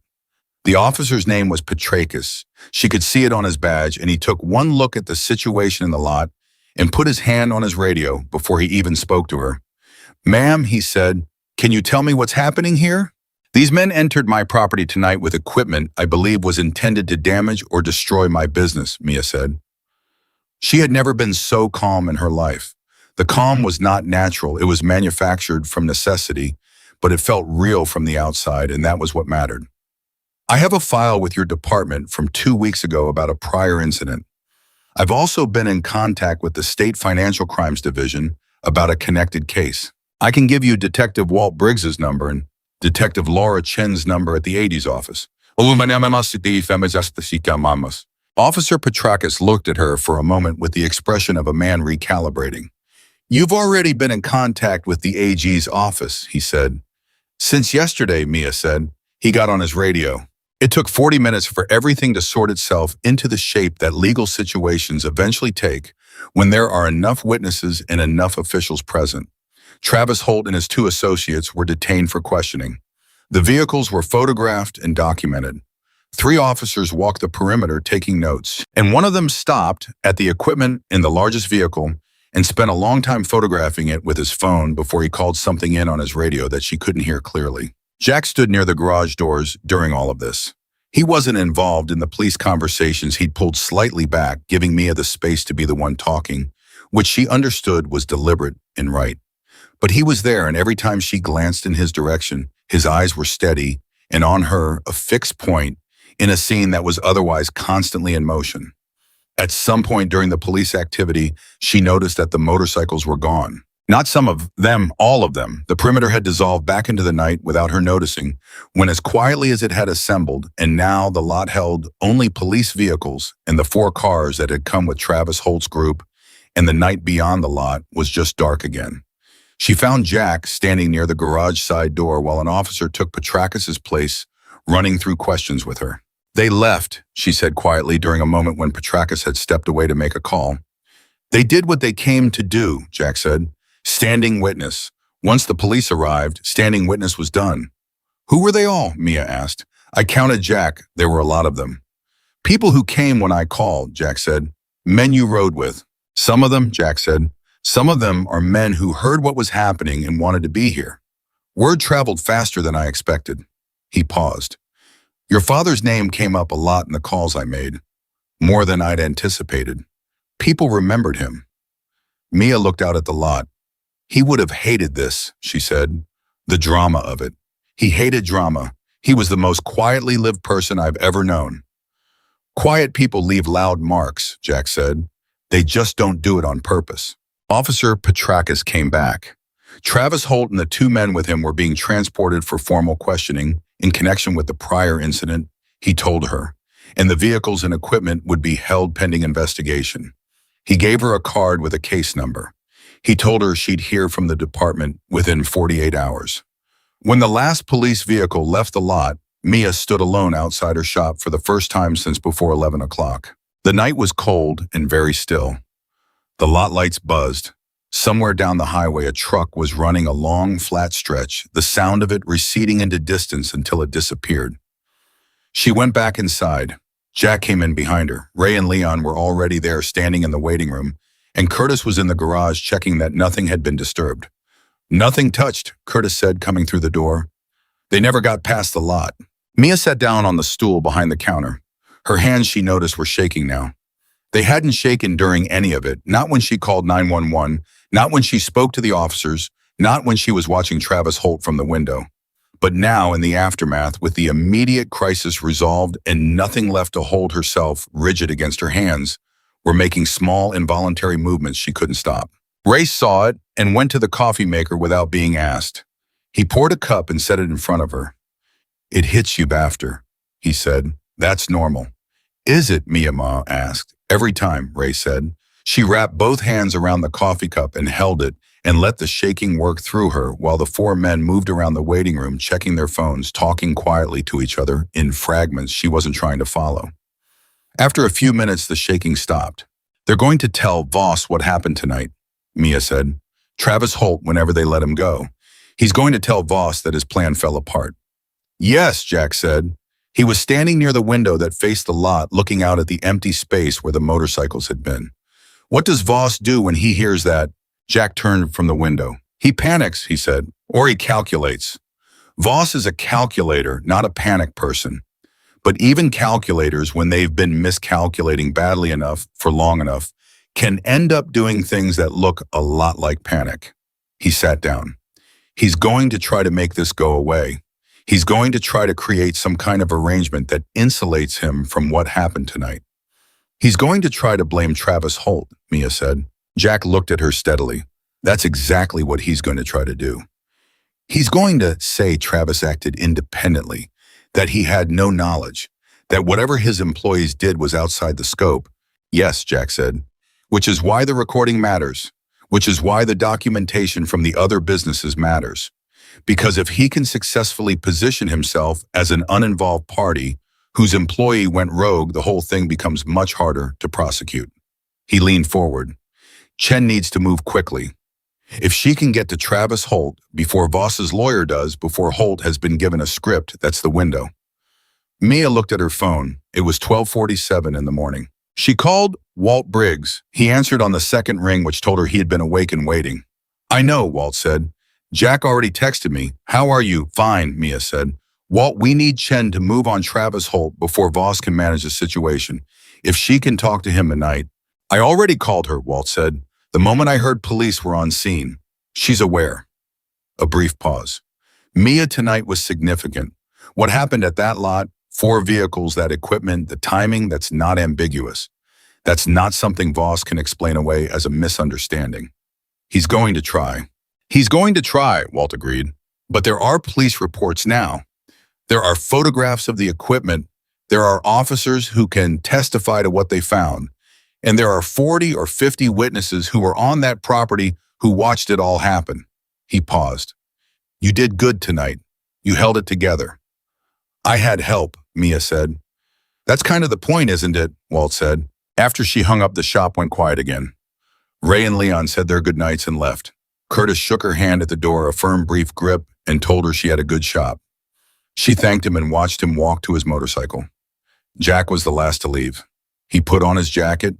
He picked up his coffee cup, always the coffee cup, always carried, to the trash, and he stood near the door for a moment. "Get some sleep," he said. "I will," Mia said. "Then Jack, those men tonight, there were so many of them. I need to ask you something, and I need an honest answer." "All right," he said. "Were any of them there because you called in something old? Something from your previous life? Some kind of debt or obligation?" Jack looked at her for a moment. "Some of them were there because they ride, and because when someone in their community says there's a situation that needs people, they come," he said. "That's just how it works in certain circles." He paused. "Some of them were there because they heard your father's name the same way Ray did." Another pause. "And some of them were there because I asked, not because of debt or obligation. Because I asked people I've known for a long time, and when people like that trust each other, asking is usually enough." "None of it was coerced," Mia said. "No one was there because they felt they had to be. No, Jack said simply. Everyone there wanted to be there. That's a different thing. Mia nodded. She believed him. One more question, she said. Travis Holt said it wasn't over. He was right, Jack said. So this isn't the end. Tonight was the turn, Jack said. Everything up until now, Voss was moving and we were responding. Tonight, the direction changed. Now he's the one responding. He buttoned his jacket. That's a different game, and it's one we're better positioned for. He left. Mia locked the doors and stood alone in her father's shop. She walked the garage slowly the way she sometimes did at the end of a hard day, touching things as she passed them, the workbench, the edge of the lift, the pegboard with the wrenches. Her father's handwriting was on the pegboard in the small, neat letters above each grouping of tools, labeling things that anyone would have known, but that Daniel Carter had labeled anyway because he believed in order and in naming things correctly. She stopped in front of the toolbox. The original one, the one she had refused to replace even when everything else needed replacing. It was old and beaten, and it had her father's initials scratched into the top with something sharp, Distun, at some point she had no memory of because it had happened before she was old enough to notice such things. The scratching was shallow and slightly uneven, the kind of marking a man makes not to show the world something, but to tell himself something. This is mine. This is what I built. This is what I'm responsible for. She put her hand on the toolbox and stood there for a moment. Tonight had changed something, not in the legal situation that was still unresolved, still moving through its slow and complicated machinery. Not in the financial situation, she still had 3 weeks of runway and a precarious set of numbers that hadn't improved overnight. The thing that had changed was harder to name, more internal than any of those things. For 3 weeks, she had been fighting a defensive battle, receiving pressure and resisting it, absorbing attacks and trying to remain standing. It had felt most of that time like treading water, using all her energy just to hold position, making no progress, wearing down. Tonight had been different. Tonight, she had stood in the middle of something she had helped create. Not the police response, not the legal architecture Walt was building, but the fact of people showing up. The fact that when Jack called, the answer was yes, and when the answer was yes, it multiplied, and when it multiplied, it became something that Travis Holt, standing in a lit parking lot, could see and understand and recalibrate his entire evening around. She had not created that. Her father had created it 30 years ago, one act of decency at a time, without ever seeming to think of it as building anything. But she had inherited it, and she was starting to understand what that meant. Her phone rang, blocked number. She almost didn't answer, but there was a quality to the timing. It was after 1 a.m, after everything that had happened, that made her pick up. Ms. Carter. The voice was older, controlled, professionally modulated, the voice of someone who was very careful about how they sounded. My name is Gregory Cannon. I'm an attorney. I represent Richard Voss. Mia's hand tightened on the phone. It's 1 a.m, Mr. Cannon. I apologize for the hour, Cannon said. I'm calling because I understand there was an incident at your property tonight, and I want to ensure that there are no misunderstandings about my client's position. Your client's position, Mia said. Mr. Voss is deeply concerned about actions allegedly taken by members of his company without his knowledge or authorization. He wants you to know that he takes these matters extremely seriously and that he is personally committed to. Mr. Cannon, Mia said. It's 1 a.m. I've had a very long night. I'm not going to have this conversation right now. Miss Carter, I simply want to convey. I have a lawyer, Mia said. His name is Walter Briggs.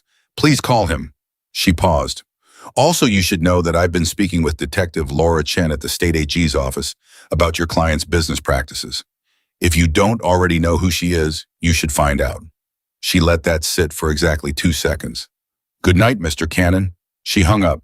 Then she sat very still for a moment, looking at the phone in her hand. Voss's lawyer calling at 1 a.m. was not the action of a man who felt secure. You didn't call at 1 a.m. to assert a comfortable position.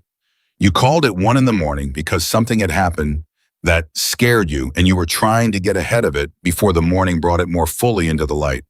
The morning Mia thought was going to be very interesting. She locked up the shop and drove home, and this time, for the first time in weeks, she fell asleep quickly and completely.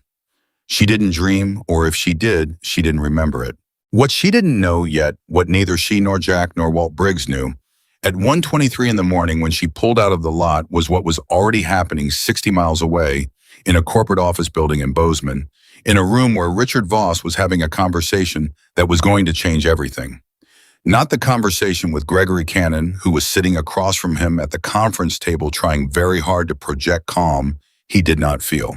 The conversation happening in the corner of that room in low voices between two people she had never met. One of them was a man named Dale Oren, who worked for Voss as a deputy director of acquisitions and who had, until approximately 3 weeks ago, believed he was working for a legitimate development company with aggressive but defensible business practices. Dale Oren had been holding something for 3 weeks, a document, specific, dated, bearing Richard Voss's signature. And tonight, sitting in that conference room at 1 a.m, while his employer tried to manage a crisis that was clearly too large for any conference room to contain, Dale Oren had made a decision. He pulled out his phone and sent a text message to a number he had looked up that afternoon. The number belonged to Detective Laura Chen. The text said, "I have documentation you need to see. Can we meet tomorrow morning early?" Chen's reply came back in 4 minutes. 6 a.m. My office. Don't discuss this with anyone else tonight. Dale Oren put his phone in his pocket and looked at Richard Voss across the conference room and thought about everything he'd seen over 3 years of working for this man, and he thought about the shop he'd driven past that morning on his way to a site assessment, a small building with a hand-lettered sign that said Carter's Classic Auto Repair. And he thought about his own father, who had run a small appliance repair store for 27 years before a mall was built nearby, and took everything. He sat quietly through the rest of the meeting, and at 6 a.m, he walked into Laura Chen's office with a manila envelope that contained a document bearing Richard Voss's signature dated 14 months ago, authorizing a campaign of business interference against 3 specific properties, including a hardware store in Shelby and a farm supply business in Livingston. Not a memo, not a summary, a signed operational directive. In Voss's own handwriting, in his own words, spelling out exactly what he wanted done and how. Laura Chen read it twice. Then she picked up her phone and made a call to the county district attorney's office. That call, made at 6:17 in the morning, was the beginning of the end for Richard Voss. Mia wouldn't know any of this until later that day, when Walt Briggs called her at the shop with a tone in his voice she hadn't heard before, the specific quality of a controlled man who was working hard not to let satisfaction show and not quite succeeding. But she was already at the shop by then. Doors open at 7, coffee on, a 1994 Jeep Cherokee in the first bay with a transmission that needed attention. Mia Carter working the same as every morning, the same as her father before her. The only difference was what was already in motion in the world outside those garage doors. 60 miles away in an office building she'd never been to, the thing that had been built against her was beginning quietly, decisively to come apart. Walt Briggs called at 11:17 in the morning. Mia was under the Cherokee when her phone buzzed on the concrete beside her. She saw Walt's name on the screen, rolled out and answered before the second ring finished. "Tell me," she said. Walt said, "Dale Oren walked into Chen's office at 6 this morning with a signed operational directive from Richard Voss authorizing targeted business interference against at least 3 properties. Dated 14 months ago. Voss's own handwriting on the authorization line." Mia sat on the concrete floor and said nothing for a moment. "A signed directive," she said. "Not a memo, not a suggestion. An operational directive with specific properties named, specific methods outlined, and Richard Voss's signature at the bottom." Walt's voice was doing that thing where controlled men try to keep satisfaction from coming through and don't entirely succeed. "Chen contacted the DA's office this morning. There's a meeting scheduled for this afternoon." "Who is Dale Oren?" Mia asked. "Deputy Director of Acquisitions at Voss Development. Been there 3 years. Apparently he's been uncomfortable with certain practices for some time, but convinced himself it was aggressive but legal. Last night changed that calculation for him." "Last night changed a lot of calculations," Mia said. "It did," Walt said. "Mia, I want to be careful about how much I promise you right now. These things take time and there are a lot of moving parts. But what Oren brought in this morning, if it holds up, and Chen seems to believe it will, this is not a case that goes away quietly." "What about Voss's lawyer Cannon called me at 1 a.m? Walt was quiet for half a second. "He called you directly?" 1 a.m, said Voss was deeply concerned about actions taken without his authorization. Walt made a sound that was not quite a laugh. "He's already building the firewall. Travis Holt acted independently, Voss had no knowledge of the whole structure. A pause. Except now there's a document that says otherwise. 14 months of otherwise. Does Cannon know about Oren yet? Mia asked. If he doesn't know now, he will within hours, Walt said. These things travel fast inside an organization when someone pulls the pin. He paused. Here's what I need you to do. Write down everything Cannon said to you last night. Word for word, best as you can remember. Time, tone, the specific language he used. I want a record that he attempted direct contact with you rather than going through representation. Is that significant? It's a mistake, Walt said simply. Good lawyers don't call opposing parties at 1 a.m. They call when they're rattled.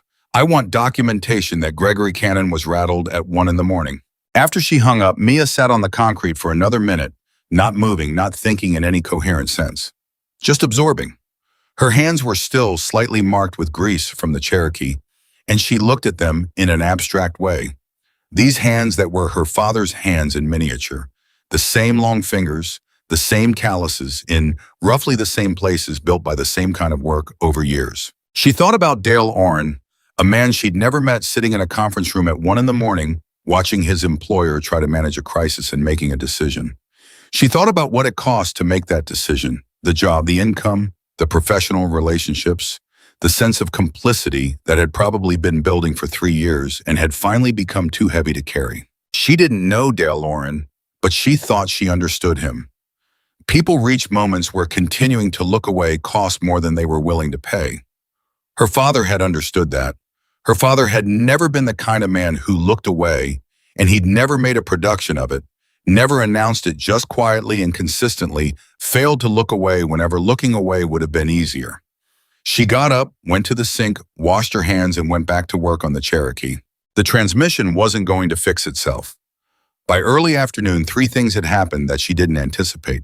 The first was a call from Officer Petrakis, the responding officer from the night before, telling her that Travis Holt and the 2 men who'd been detained for questioning had been formally charged with criminal trespass and possession of tools associated with property destruction, and that the DA's office had indicated additional charges were under review pending the investigation.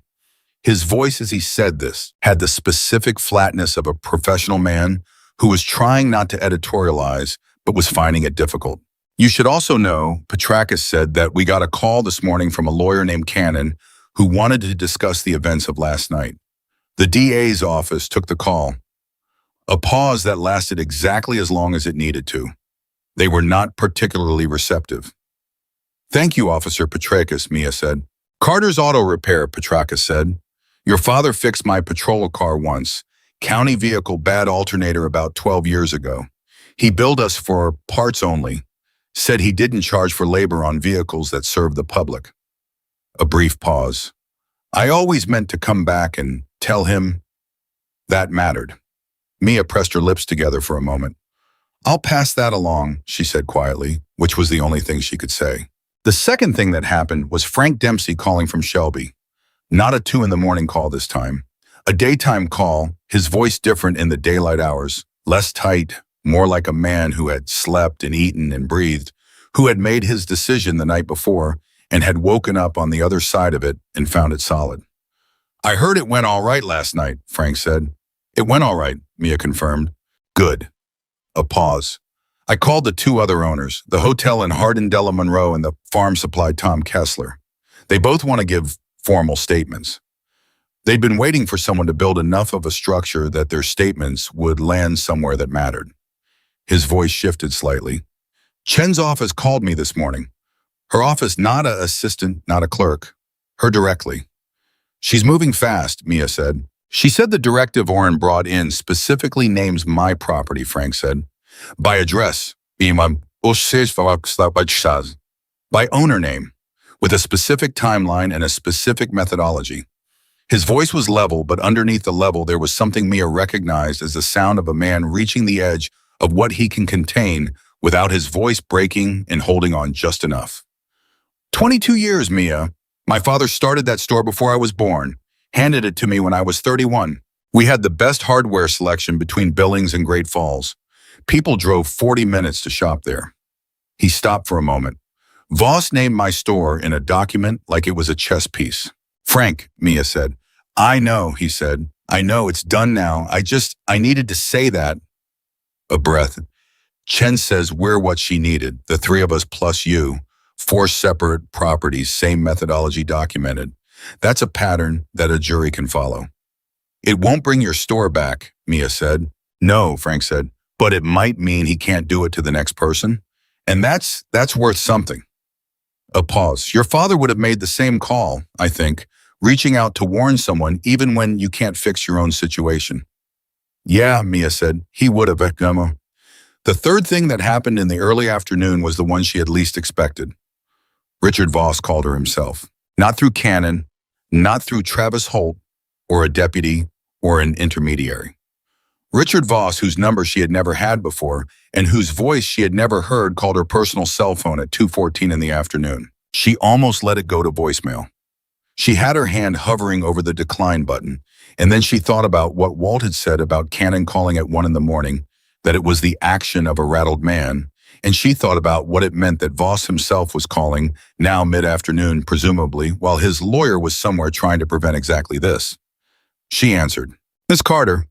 The voice surprised her. She'd constructed a version of Richard Voss in her mind over the past weeks built from Travis Holt's face and Gregory Cannon's measured phone manner, and the deliberate cruelty of what had been done to her, and to Frank Dempsey, and to Della Monroe, and to Tyne Kessler, and the voice she'd imagined was commanding and cold.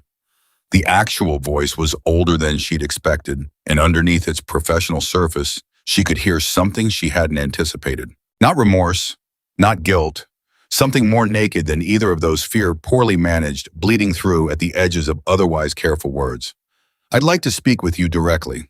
You're speaking with me, Mia said. I want you to know that what happened at your property last night was not authorized by me in any way. Travis Holt made decisions that went far beyond his role, and I intend to, Mr. Voss, Mia said. I'm going to stop you there. A pause. 14 months ago, Mia said you signed a document authorizing targeted business interference against Carter's Classic Auto Repair, among other properties. That document is currently in the possession of Detective Laura Chen at the State Attorney General's office. The silence on the other end of the line had a specific quality, not empty, full of a man rapidly processing information and finding that it did not produce a manageable outcome. I don't know what document you're referring to, Voss said, and his voice had shifted. The fear was less well managed now. The one with your signature on the authorization line, Mia said. The one that your former deputy director of acquisitions brought to Chen's office this morning. A pause. Mr. Voss, I'm going to do what I probably should have done 30 seconds ago, which is tell you that you should not be talking to me right now. You should be talking to your lawyer. And your lawyer, when you reach him, is going to tell you that calling me was a significant mistake, and he will be right. She paused one more time. Don't call me again. She hung up. Then she sat down on the stool behind the counter because her legs had made a unilateral decision that standing was not currently an option. Her heart was hitting hard in her chest, not from fear, but from the specific adrenaline of having said exactly what needed to be said in exactly the right sequence to exactly the right person at exactly the right moment, and knowing it and knowing that it had landed. She called Walt. Voss just called me directly, she said. I told him about Orrin and the document. Then I told him to call his lawyer and hung up. Walt was quiet for exactly 3 seconds. He called you himself. 2:14 p.m. Another 3 seconds. His lawyer is going to be beside himself. That was my impression, Mia said. Did you record it? She closed her eyes briefly. No, I didn't think to. It's okay, Walt said. You said nothing incriminating and you handled it correctly. Did you tell him to call his lawyer? Explicitly. Good, that matters. Walt paused. Mia, when a man like Voss calls the person he's been working to destroy and tries to manage the situation himself, that means the people he's paying to manage it are failing. It means the situation is getting away from the people he trusts, and he's reverting to what he knows, which is direct control. A brief pause. He's scared, and scared people make mistakes. He already made one today, Mia said. He made several, Walt said. But yes, this one is on the list. Jack came in at 4, not his usual Wednesday morning visit. Just present the way he'd been present all week, appearing when the situation called for it, with no more drama than a man dropping in for coffee. Mia told him everything Petrakis's call, Frank Dempsey Voss calling directly. Jack listened without interrupting. When she finished, he poured himself coffee and stood at the counter and was quiet for a moment. Voss called you, he said. Yes. That's a man who doesn't trust the people he's hired to protect him, Jack said, which means one of two things. Either he knows his people have already failed and he's trying to take control, or he's been told something that made him realize the situation is worse than he thought, and he's panicking and going over everyone's heads. Orrin, Maya said. When Cannon told him about Orrin this morning, that's what broke the dam, Jack said, nodding slowly. He can throw Travis Holt to the lawyers and make it stick, maybe. Employees acting outside their authority. That's a defensible position with the right judge and enough resources. But a signed document in his own hand, naming your property specifically, he shook his head. That's not a defense. That's a confession with a date on it. Can he claim the document means something different than it looks like it means? Mia asked. Cannon will try, Jack said. That's what Cannon does. He'll contextualize it, argue about the language, try to establish that business interference means something more ambiguous than what it obviously means. He picked up his cup. But Walt says the farm supply and the hardware store followed exactly the methodology described in the document. Specific timelines, specific tactics. That's not ambiguity, that's instruction, followed by execution. And 4 owners who can testify to the pattern. 4 owners, Jack confirmed, plus Orrin's testimony about how that document was created and what was understood about it inside the company. He looked at her directly. This case is going to be built properly. It's going to take time to build it properly, but it's going to be built. Mia looked at him. You knew it was going to come to this when you started making calls, didn't you? You already saw the full shape of it. Jack was quiet for a moment. I saw the possibility, he said. When you isolate someone, you need them to stay isolated for it to work. The moment they connect with other people who've experienced the same thing, the isolation breaks. And when the isolation breaks, the whole methodology becomes visible. That's always the weakness in what men like Voss do. He paused. They depend on people feeling alone. They don't have a plan for when they don't. Mia nodded slowly. She thought about Frank Dempsey saying we weren't alone, we just didn't know it, and how those 7 words had hit her at 2 in the morning like something physical. My father, she said, he built connections just by being decent, not strategically, not because he was planning for something, just because that's who he was. She paused. And it turns out that's the one thing Voss couldn't account for. The one variable he didn't know existed. Unintentional networks are the hardest to attack, Jack said, because they're not built around any single point. They're built around a quality, a reputation, a way of being. He set down his cup. You can threaten a person. You can pressure a business. You can buy out a location. But you can't buy out 30 years of people remembering that someone was good to them. They sat with that for a moment. Then Mia said, I need to tell you something about the financial situation, because the legal case moving forward doesn't change the numbers I'm running right now. Tell me, Jack said. I did the books last night after everything settled down. I have roughly 2.5 weeks of operating runway before I hit a wall. The customer recovery has helped. We're back to about 80% of where we were before Voss started the supplier campaign. But 80% isn't enough to cover everything without dipping into reserves I don't actually have. Jack absorbed this without visible reaction. What's the gap? She told him the number. It was not a large number in the context of corporate development or legal cases or the kind of operations Richard Voss ran. It was a real number for a small shop in Montana. It was the number between staying open and closing. Jack nodded once. That's manageable, he said. Jack, listen to me for a minute, he said. Ray Kowalski has a nephew who needs fleet maintenance done for his landscaping business. 12 vehicles, oil changes, and inspections quarterly contract. Ray mentioned it yesterday. He's been looking for a local shop and has been using someone in Billings because nobody local gave him a good enough offer. That would be Leon Marsh. Jack continued like he was working through a list he had already made. Has a brother-in-law who manages a construction company and 8 trucks, same situation. And there's a woman named Barbara Chen, not related to the detective, who owns a taxi service in town, 7 vehicles, and whose current mechanic is retiring in 6 weeks. Mia stared at him. You've already been talking to people about this. I've been talking to people about this for 3 days, Jack said simply. You didn't tell me. I wanted to have something concrete before I told you, he said. Talking about possibilities when someone's under financial pressure doesn't help. Having actual offers to discuss, that's different. Mia looked at him for a long moment. There was something she kept running into with Jack. Callahan kept encountering at new angles something she hadn't had a word for until now. It was the quality of someone who helped the way her father had helped, not from a desire to be seen helping, not from sentiment, not because it was dramatic or satisfying, but because there was a thing that needed doing, and they were in a position to do it, and so they did it without announcement. There's something else, Jack said. His tone shifted just enough that she felt it. There are people who want to help with the equipment, he said, the diagnostic machine that was destroyed. It's not a small cost, I know that. It's not something I can replace right now, Mia said. There's a man named Gerald Park who retired 2 years ago from a dealership group in Billings. He has a diagnostic unit newer than the one you lost that he's been storing because he didn't know what to do with it after the dealership closed. He heard about what happened here. Jack paused. He wants to loan it indefinitely, until you're in a position where you can think about replacing it yourself.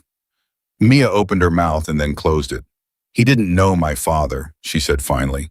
No, Jack said. He heard about him. There's a difference, but it's smaller than you'd think.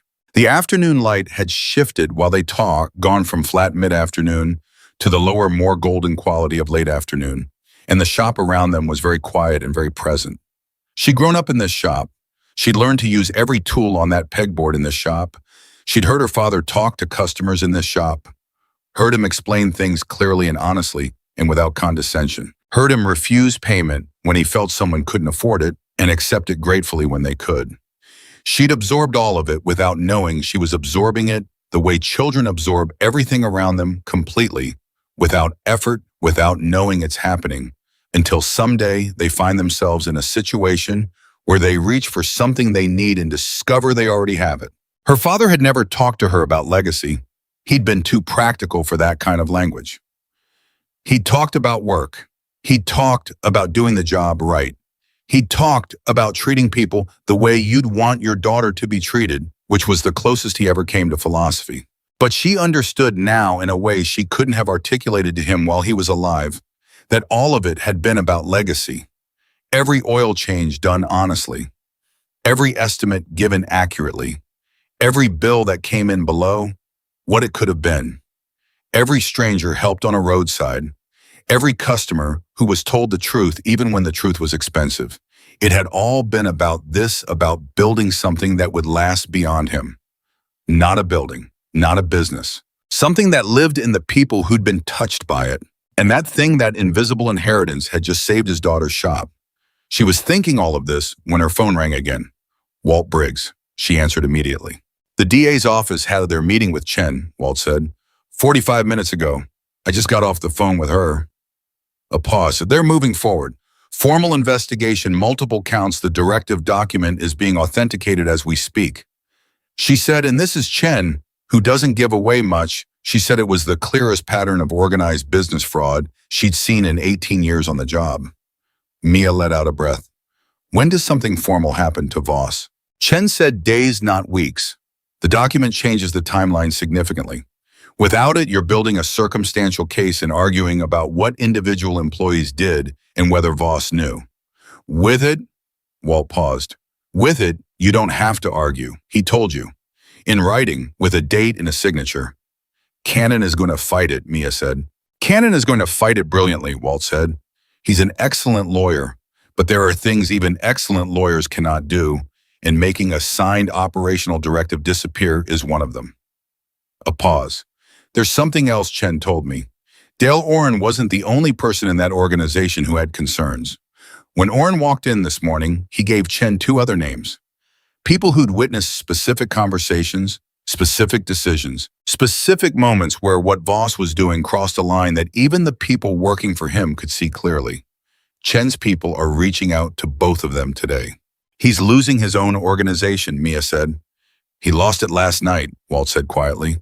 When the plan failed and Travis Holt got detained and Voss had to call his lawyer at midnight. Everyone in that company who'd been looking the other way had to decide whether they were still willing to look the other way, and some of them decided they weren't. After the call, Mia put her phone down and stood at the counter and tried to organize what she was feeling into something manageable. It didn't organize itself tidily. What she felt was tangled and contradictory, relief and exhaustion and grief and something that was almost anger, the delayed kind, the kind that comes when the crisis passes and you finally have space to be furious about what was done to you. Jack was watching her from across the shop. "You okay?" he asked. "Not entirely," she said, which was the honest answer.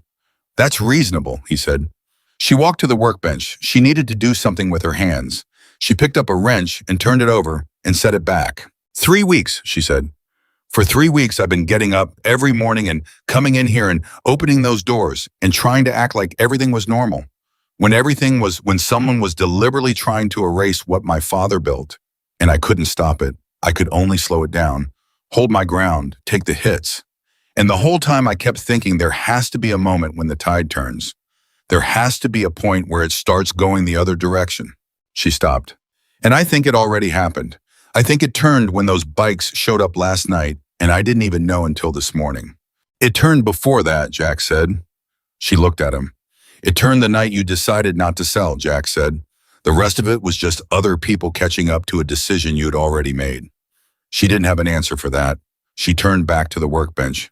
What she didn't know yet, and what was about to arrive in the form of a very specific phone call, was that Richard Voss, in the hours since she'd told him to call his lawyer and hung up, had been doing something that no one who knew him had predicted. He had not been following Gregory Cannon's advice. He had been making his own calculations, and those calculations had led him somewhere that Cannon, when he found out about it 2 hours later, would describe to a colleague as the single worst strategic decision he had witnessed in 30 years of criminal defense law. At 4:47 in the afternoon, Richard Voss walked into the county sheriff's office without his lawyer, without calling ahead. He told the duty sergeant that he wanted to make a voluntary statement about the events of the previous evening at Carter's Auto Repair. He said, and these were the exact words that the duty sergeant would later recall under oath, that he wanted to set the record straight before things got further out of hand. He was taken to an interview room. He was advised of his rights. He waived them, and then Richard Voss, CEO of Voss Development Group with assets across 3 counties and 15 years of successful property acquisitions, behind him began to talk. He talked for 2 hours and 19 minutes. He was trying to tell his version. He was trying to establish that Travis Holt had acted beyond his authority. He was trying to position himself as a businessman who had been betrayed by an overzealous employee. But Richard Voss was not a lawyer. He was a developer. He was accustomed to rooms where he held all the leverage. He was not accustomed to rooms where 2 quiet detectives asked the simple questions and let the silence after each answer stretch just long enough to make him fill it with more words than he intended. By the time Gregory Cannon found out what was happening and arrived at the sheriff's office, demanding to see his client, Richard Voss had answered enough questions to transform Dale Orn's document from a powerful piece of evidence into a piece of evidence that the man himself had now partially corroborated. Cannon got his client out of the interview room in under 10 minutes, but those 2 hours and 19 minutes already existed. They were recorded. They were on the record. And they were, as Walt Briggs would tell Mia the next morning with a flatness in his voice that she now recognized as his version of barely contained astonishment and extraordinary gift. That evening, just before she locked up, Mia went to her father's toolbox. She opened the top drawer. Inside, among the small things that accumulated in a toolbox over years, spare bolts, a broken pencil, a pocket flashlight with dead batteries, was a photograph. She'd known it was there. She'd known it for years. But she hadn't looked at it closely since her father died, because looking at it closely had always cost more than she could afford on an ordinary day. She picked it up now. Her father, maybe 40 years old in the photo, maybe a little less, standing in front of this shop, squinting slightly in the sun, not smiling exactly. Her father was not a natural smiler for photographs, but with an expression that was satisfied and present and completely himself. He was holding a wrench in one hand, the way other men hold a drink at a party casually, like it belonged there. Behind him, slightly out of focus, was the sign above the garage door. Carter's Classic Auto Repair. Mia looked at the photograph for a long time. Then she put it back in the drawer, closed the toolbox, picked up her keys, and turned off the lights. Outside, the evening was clear and cold. The sky already going to that deep Montana blue that happened between sunset and dark, the specific blue of immense distance of space that exists without reference to human scale. She locked the front door. She turned around and looked at the building from the lot. Her father's sign, her father's building, her father's life's work, which had become her life's work, which had survived 3 weeks of systematic assault by a man who had made the mistake of believing that what mattered about a business was its physical and financial existence. He hadn't understood what the business actually was. What the business actually was the reason that Jack Callahan came on Wednesday mornings. The reason Ray Kowalski drove across town in a truck with a mismatched door. The reason Frank Dempsey called at 2 in the morning. The reason Gerald Park wanted to loan a diagnostic machine to someone he'd never met. The reason police officers mentioned alternators repaired 12 years ago. The reason Dale Oren made a decision in a conference room at 1 in the morning that had just handed the state of Montana a case they'd been trying to build for 18 months. The business was all of that, and it was still standing. Mia walked to her car. Tomorrow morning, 7 o'clock, the doors would open. Tonight, somewhere in Bozeman, Richard Voss was sitting across from Gregory Cannon, learning what 2 hours and 19 minutes of unadvised voluntary statements looked like when they were played back to you by your own attorney. And in the office of the county D.A., a prosecutor named Helen Marsh was reading a transcript and making notes in the margin with a red pen and thinking about timelines and charges and what a signed directive plus a voluntary corroborating statement plus 4 victim testimonies plus 2 internal witnesses added up to. It added up to a case. It added up to the beginning of the end of Richard Voss's ability to look at something someone else built and decide he could simply take it. Mia did not know all the details yet. She would learn them in pieces over the coming days, each piece arriving through Walt or Jack or Chen's office, assembling themselves into a picture that became clearer and more complete with each addition. But driving home that evening in the specific quiet of after the crisis, after the fear, after the longest 3 weeks of her life, she felt something settle in her that had been unsettled since the night 3 men walked through her garage doors with a pipe and a message. Not peace, exactly. Not yet. There was too much still in motion for peace, but the ground felt solid under her in a way it hadn't for weeks, and that for now was enough. The call from Walt Briggs came on a Thursday morning 9 days after Richard Voss walked into the sheriff's office and spent 2 hours and 19 minutes handing prosecutors the case they needed. Mia was under a Ford Ranger with a bad rear axle seal when her phone buzzed on the concrete. She saw Walt's name rolled out and answered standing up because something in the frequency of his calls had trained her body to respond to them differently than other calls. Walt Briggs called with information. He did not call to chat. "It's done," Walt said. 2 words. She stood very still. "Voss was formally charged this morning," Walt continued. 7 counts. Organized business fraud, criminal conspiracy, extortion, and 2 additional counts related specifically to the incident at your property. The DA's office filed at 9 a.m. Chen called me 20 minutes ago. Mia put her free hand flat against the side of the Ranger and kept it there. 7 counts, she said. The signed directive was the spine of it, Walt said. Everything else built from that. The 4 victim testimonies. The 2 internal witnesses, the recordings, Frank Dempsey had the statement, Voss made voluntarily before Cannon could stop him. All of it scaffolded around a document that Richard Voss signed with his own hand 14 months ago, naming your property specifically. A pause. Cannon is filing motions already. He'll fight every single count. That's his job, and he'll do it well. But the DA's office went into this with their eyes open, and they built it carefully. Helen Marsh doesn't charge what she can't prove. What about Travis Holt? Mia asked. Holt took a deal this morning. 30 days ago, he was trying to intimidate you into selling. This morning, he sat in a room with a prosecutor and told them everything about how the targeting decisions were made, who gave the orders, what the communication chain looked like, from Voss down to the men who showed up at your shop that first night. Walt's voice was even, but she could hear what was underneath it. The particular satisfaction of someone who has spent weeks carefully assembling something and is now watching it hold. Travis Holt is not a loyal man. He was loyal to Richard Voss exactly as long as Richard Voss could protect him. The moment that protection evaporated, so did the loyalty. Mia was quiet for a moment. And Voss, what happens to him now? Now his lawyers file motions and delay, and contextualize and do everything expensive lawyers do to manage a situation like this. Walt said, the machine moves slowly, but it moves. With what they have, what we help build, it's moving in one direction.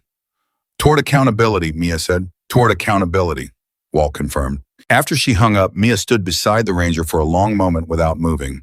The garage was quiet around her. Gerald Park's diagnostic machine sat on the bench where the old one had been newer and more capable, loaned by a man she still hadn't met in person, the machine that had allowed her to take on jobs she'd had to turn away before. The pegboard behind it had her father's wrenches in their ascending order of size, unchanged and unchangeable. She should have felt something larger than what she felt. She'd been waiting for this call in some form for weeks, and now it had come, and the feeling it produced was not the dramatic release she'd imagined, but something quieter and more complicated. Not anticlimax exactly. More like the feeling of setting down something very heavy after carrying it so long that you've forgotten the weight was not a natural condition of your body. You set it down, and what you feel first is not relief, but strangeness. The absence of what you'd been holding. She went to the waiting room and poured herself coffee and sat in the chair that Jack sat in on Wednesday mornings. She sat there for 10 minutes and drank the coffee and let everything settle. Then she picked up the phone and called Jack. He answered on the second ring. Voss was charged this morning, she said. 7 counts. Walt just called. Pause on the other end. Not long. Jack processed things quickly and quietly without visible machinery. Good boy, he said. 7 counts, Mia said again because she was still feeling the weight of it. Is that more or fewer than you expected? Jack asked. I didn't let myself expect anything specific, Mia said. You told me not to. I told you to focus on what you could control, Jack said. Which you did. A pause. How do you feel? Mia looked around the waiting room. The new coffee maker on the counter, the replacement for the one they'd destroyed, same position as the old one. Because some things should stay where they've always been. The chairs that customers sat in while they waited, the same chairs her father had bought when the shop first opened. Reupholstered once in the mid-90s and never again. The magazine rack in the corner that always had issues from 3 months ago because she kept forgetting to replace them, which her father had also forgotten. Which meant the magazine rack had probably never in its history contained a current issue of anything. Like my father would have known exactly what to say right now, she said. And I have no idea what it would have been. Jack was quiet for a moment. He'd have probably said something practical, he said. Something about the work. He wasn't a man who dwelled. No, Mia said. He was really not. Neither are you, Jack said. You've got a Ranger in the bay with a bad axle seal. She almost laughed. Almost. How do you know that? Ray told me his nephew dropped it off this morning. The fleet contract with the Ray's nephew had started 2 weeks ago. 12 vehicles, quarterly maintenance schedule. It had not saved the shop single-handedly, but it had changed the math from precarious to manageable, which was all she'd needed. Come in Wednesday, Mia said. I'll have coffee on. I'll be there, Jack said. She went back to the Ranger. The axle seal wasn't getting to fix itself, and the law was going to do what the law did at the speed the law moved, and Richard Voss's fate was in the hands of people who were better positioned to determine it than she was. Her position was here, under this truck, doing the work that needed doing. Her father had always understood that. The work was the answer, not in a simplistic way, not in the way people say it as a deflection. Just work hard and everything will be fine, which was not true and had never been true. In a more specific way, the work was the proof. Every car that left this shop running correctly was evidence of what she was. Every honest estimate, every bill that was what she'd said it would be, every extra half hour spent on a job because it needed that half hour and the customer hadn't budgeted for it, all of it was evidence. Not for any court, just for the record that exists between a person and the way they've chosen to live. That was what her father had built. She was 3 hours into the axle seal when the next thing happened. Della Monroe arrived. Mia knew Della Monroe by name, only the owner of the hotel in Hardin, that Voss had taken one of the 4 victims, whose testimony had contributed to the case. They'd spoken once on the phone, briefly coordinated by Walt when he was gathering statements. Mia had heard in Della's voice the same specific quality she'd heard in Frank Dempsey's voice, the voice of someone who has been carrying something expensive for a long time and is not yet sure they're allowed to put it down. She was in her mid-60s, gray-haired, wearing a canvas jacket and work boots, The kind of woman who moved like she'd spent her life doing physical things and had not slowed down much. She came into the shop with the directness of someone who had decided to come here and was not going to waste the trip. "Ms. Carter," she said, "I'm Della Monroe." Mia wiped her hands and came forward. "I know who you are," she said. "I'm glad you're here." They shook hands with the particular firmness of people who have been through the same thing and recognize it in each other. "I drove up from Hardin this morning," Della said. "I heard the news about the charges. I don't entirely know why I needed to come here specifically. I just did." "I understand that," Mia said. She gestured toward the waiting room. "Coffee."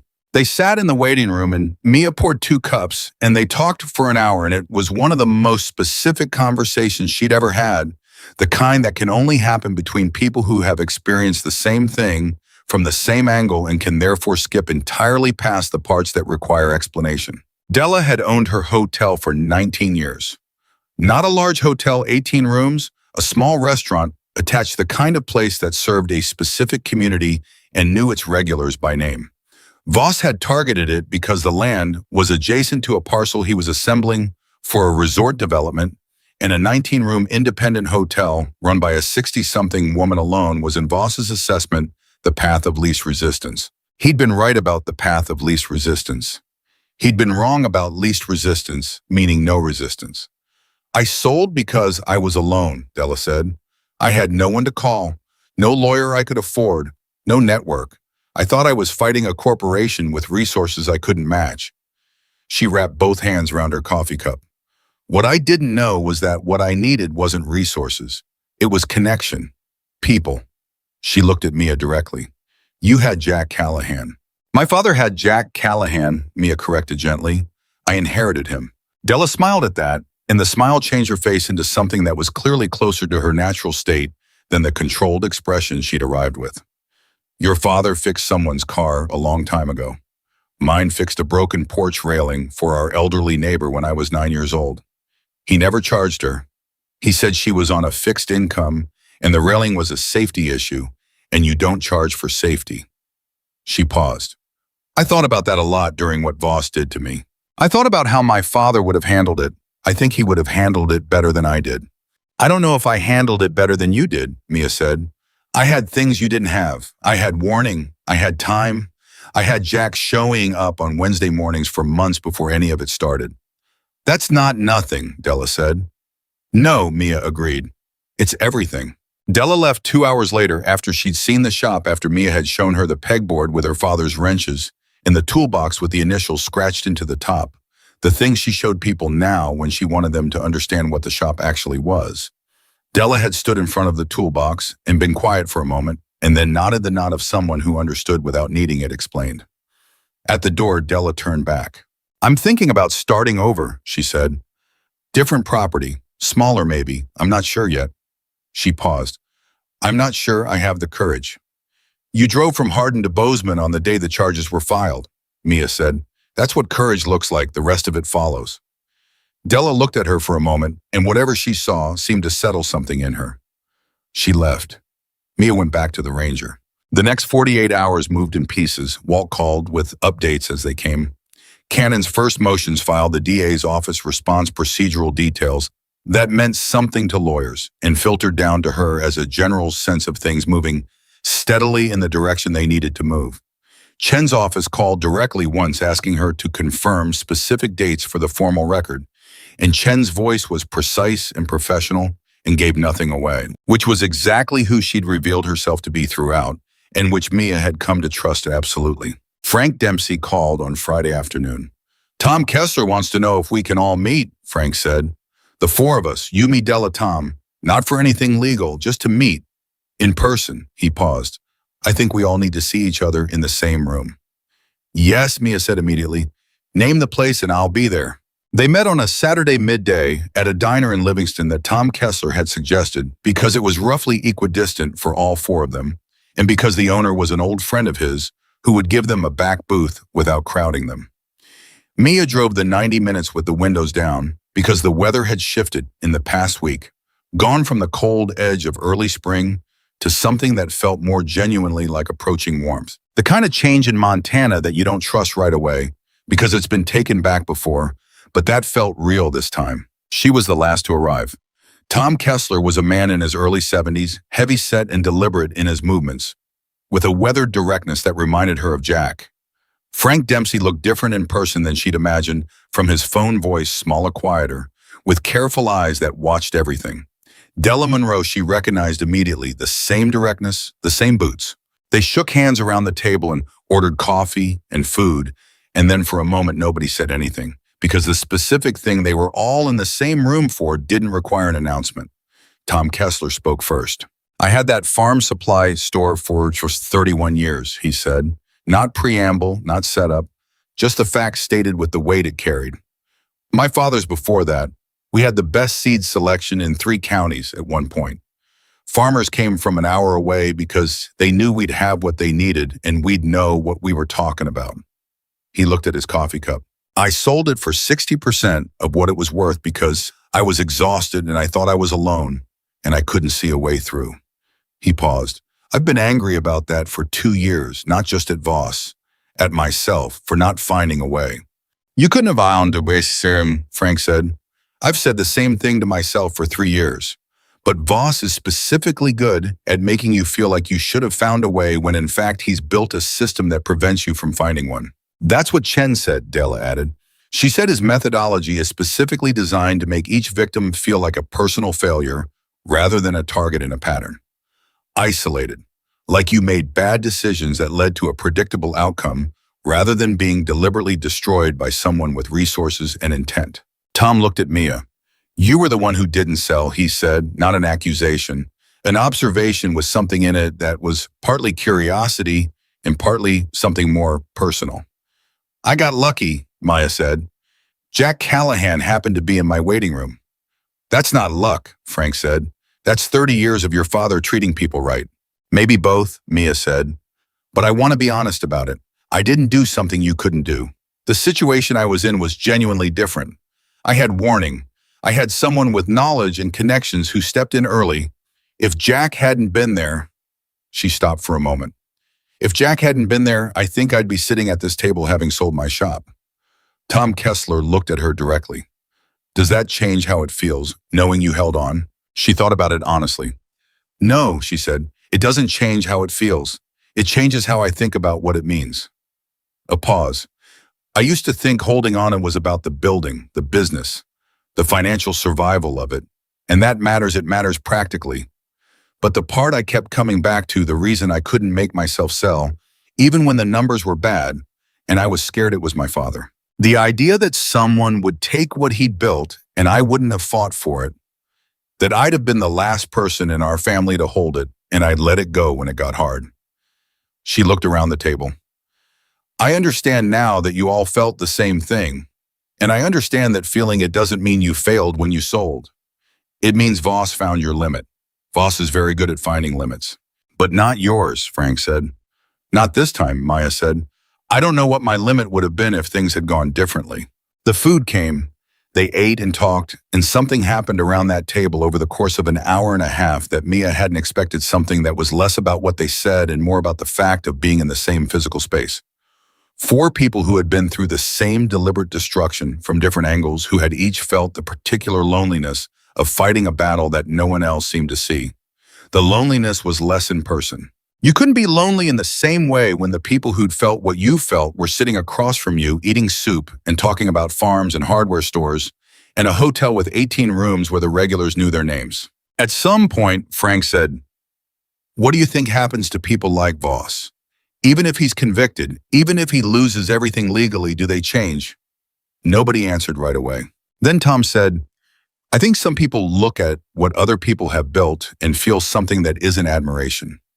They feel a kind of," he searched for the word, "hunger, not for the specific thing, for the having of it, for the taking of it." A pause. "And I don't think that changes. I think it just finds new outlets. Or it gets stopped by walls it can't get past." "We're building the wall," Della said quietly. "That's right," Frank said. "We're the wall." Mia drove home from Livingston in the late afternoon, the light going golden and long across the hills, Montana, doing the thing it did in early spring where the landscape seemed to breathe differently than it did in winter, more open, more awake. She thought about what Frank had said. We're the wall, the four of them, plus Walt, plus Chen, plus Jack, and the people Jack had called who'd assembled in her parking lot on a night that felt both very recent and very long ago. All of it built from a mechanic in Bozeman who fixed a gasket for a man who had no money and wouldn't take payment. She thought about how much of what mattered was invisible, how much of it was built in moments that seemed small when they were happening. Her father driving 40 minutes at 9 o'clock at night to help a pregnant woman on a roadside. Not because anyone was watching, not because it built anything, because there was a person who needed help, and he had the ability to help, and that was the entire calculation. 30 years of that calculation. And when his daughters needed standing, with the answer to that calculation was everywhere she turned. The following Wednesday, Jack arrived at 7:45 with his Harley and his paperback and sat in his chair in the waiting room. Mia had the coffee ready. She poured him a cup without being asked and went back to the car she was working on, which was a 2003 Camry with a persistent idle problem that had resisted 2 previous attempts at diagnosis. They were quiet for a while in the way that people are quiet when they've been through something together and the something has resolved and they're on the other side of it and the quiet is no longer the quiet of waiting. It was the ordinary quiet of a Tuesday morning in a working shop. Around 9 o'clock, Ray Kowalski's nephew Derek came in to drop off 2 vehicles from the fleet for their quarterly check. He was 26, eager and practical, the kind of young man who shook hands firmly and got to the point and clearly ran his landscaping business the way his Uncle Ray approached most things directly without drama. Mia walked him through what she'd found on the previous service, what she was watching on the current one, what he should expect on timeline and cost. He nodded and asked good questions and left looking satisfied. Jack watched this from the waiting room. When Derek left, Jack said, "Your father would have liked him." "He would have," Mia agreed. He liked anyone who asked good questions and didn't talk over the answers. Sometime around 10, Gerald Park called. She'd been speaking with him occasionally since the diagnostic machine had arrived, and she'd finally met him in person. Twice a quiet retired man in his early 70s who had spent 40 years in the dealership business and who, when she tried to express proper gratitude for the loan of the machine, had waved it off with the specific impatience of someone who finds formal thanks embarrassing. "Just checking that the unit is behaving itself," Gerald said. "Better than my old one," Mia said. "I ran a diagnosis last week on a transmission issue that the old machine would have taken 3 passes to catch. This one got it in 1. "Good," Gerald said. He sounded pleased in the understated way he sounded about most things. "I was thinking about something, Mia. If you ever want to talk about the business side of things, growth fleet contracts, commercial accounts. I spent a lot of years building that business from the dealership side. Different industry, but similar mechanics.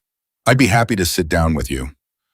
"I'd like that," Mia said, genuinely. After she hung up, she stood at the counter for a moment and thought about how the shop around her had changed in the past few weeks. Not physically, the bones of it were her father's bones unchanged, but the texture of it had changed. The fleet contracts meant the shop was busier in a more regular, predictable way.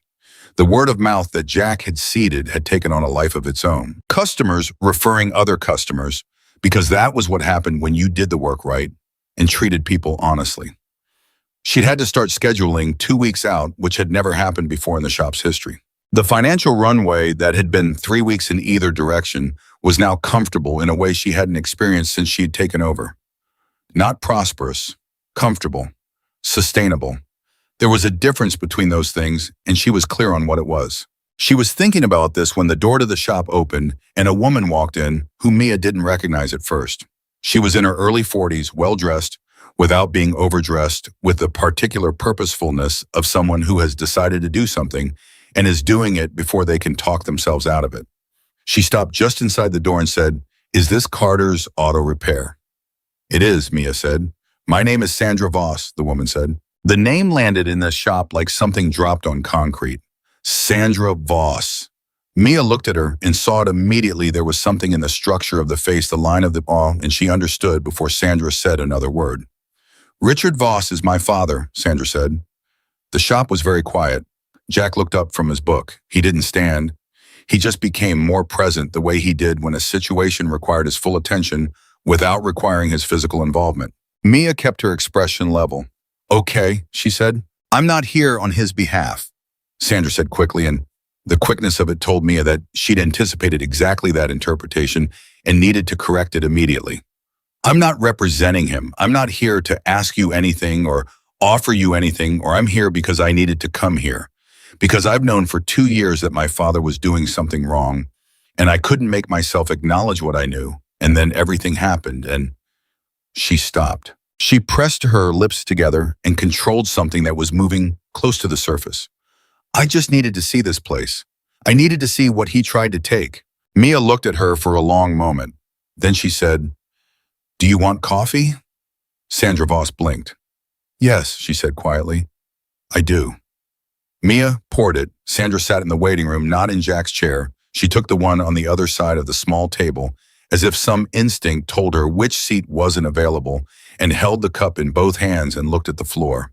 "He taught me that the point of business was acquisition," Sandra said. "He used that word specifically.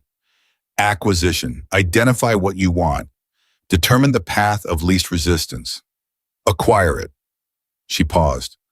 "I spent 20 years thinking that was wisdom. I went into real estate myself because of it. I was very successful by his definition." She looked up at Mia, and then I started noticing things. When I visited certain properties, he was acquiring who was there, how they looked, what they'd built. I started asking questions he didn't answer well. Another pause. I stopped asking questions because the answers scared me. "But you knew," Mia said. "I knew," Sandra confirmed. "Not the specifics, but I knew the general shape of it, that he was taking things from people who'd built them. And I didn't stop it because stopping it would have meant—" She didn't finish the sentence. She didn't need to. "Would have meant looking at your father differently than you wanted to look at him," Mia said. Sandra looked at her. "Yes," she said simply. "I understand that," Mia said. "Do you?" Sandra asked. Not challenging, genuinely asking. Mia thought about her own father, about the letter in the lockbox, about the 30 years of small kindnesses she hadn't known about, hadn't been watching for, had absorbed without understanding, about how different it would have been to discover that her father had done harm instead of good. All that accumulated history suddenly inverting, becoming something that pressed down instead of held up. "Not from your exact angle," Mia said, "but I understand not being ready to see something, even when you already know it's there." Sandra drank her coffee. Jack turned a page in his book, which was the closest he was going to come to indicating that this conversation was happening at a safe distance from anything that required his intervention. "Is there anything I can do?" Sandra asked. "I mean that honestly. Not as restitution, not legally. I know there's a case, and I know my involvement in that is whatever it needs to be, and I'm not going to avoid it. I mean personally, is there anything for the shop for what he tried to do?" "Keep coming back with your car," Mia said. Sandra looked at her. "That's all." "That's everything," Mia said. "People keeping their cars here is how this shop survived. It's how my father ran it for 30 years. It's not a complicated model." She paused. "What kind of car do you drive?" "A 2021 BMW 5 Series, Sandra said. "Leave it with me Thursday," Mia said. "I'll do a full inspection. Tell you honestly what it needs and what it doesn't." Sandra Voss looked at her for a moment, and something moved across her face that was complicated and honest and not entirely comfortable, the expression of someone in the middle of a moral reckoning that had a long way still to go. "All right," she said, "Thursday." After Sandra left, the shop was quiet for a moment. Then Jack said, without looking up from his book, "Your father would have done exactly the same thing." "I know," Mia said. She went back to work. The Camry's idle problem turned out to be a vacuum leak in a location that was deeply inconvenient to access, which was the kind of problem that required patience and methodical process, and a willingness to take apart things you'd rather leave assembled. She worked at it steadily through the middle of the day, and sometime around 1 in the afternoon, she found a cracked hose behind a bracket that would have been easy to miss, and that explained everything once you saw it. She fixed it. She put everything back together in the correct order. She started the engine and listened to it idle perfectly. The clean and even rhythm of a system returned to the state it was supposed to be in. There was a particular satisfaction to that sound that never got old, no matter how many times she heard it, the specific satisfaction of having understood a problem and solved it with your hands and your knowledge, and your patience of having taken something broken and made it whole. Her father had heard that sound thousands of times in this garage on this concrete floor surrounded by these tools. She was hearing it now in the same space, and the continuity of that, not the sentimental surface of it, but the actual lived substance of it. The fact that she was here doing this work in this building that still stood because it had turned out to be not just a building felt more significant than anything she could have articulated without it sounding smaller than it was. The formal legal proceedings against Richard Voss played out over the following months in the way such proceedings do unevenly, with advances and delays and motions and counter-motions, and days where it seemed to stall, and days where it moved faster than expected. Cannon was excellent. He was as good as Walt had said he was, and there were moments when his skill in the courtroom was genuinely difficult to watch. When the architecture of what Voss had done was presented in angles that almost made it look like something else. But the signed directive held. The thing about evidence is that it exists outside of interpretation.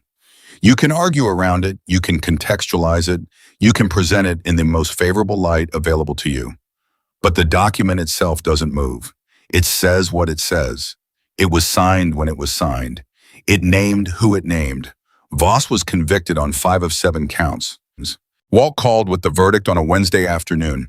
Mia was in the garage. Jack was in the waiting room. She told Jack when she hung up, and he nodded and went back to his book. And that was approximately the right response, because the verdict was not the end of anything. Not really. It was the formal confirmation of something that had already been decided on a night in the parking lot when the motorcycles arrived, and Travis Holt looked around and did his recalculation. Frank Dempsey called that evening. He didn't say much. He said, "It's done." She said, "It's done." They were both quiet for a moment, and then Frank said goodnight, and that was enough. Della Monroe texted 2 words, "Thank you." Mia sat with that for a while because she wasn't sure she'd done something that warranted thanks in the specific way Della meant it. And then she thought about what Della had said at the diner in Livingston. You were the one who didn't sell.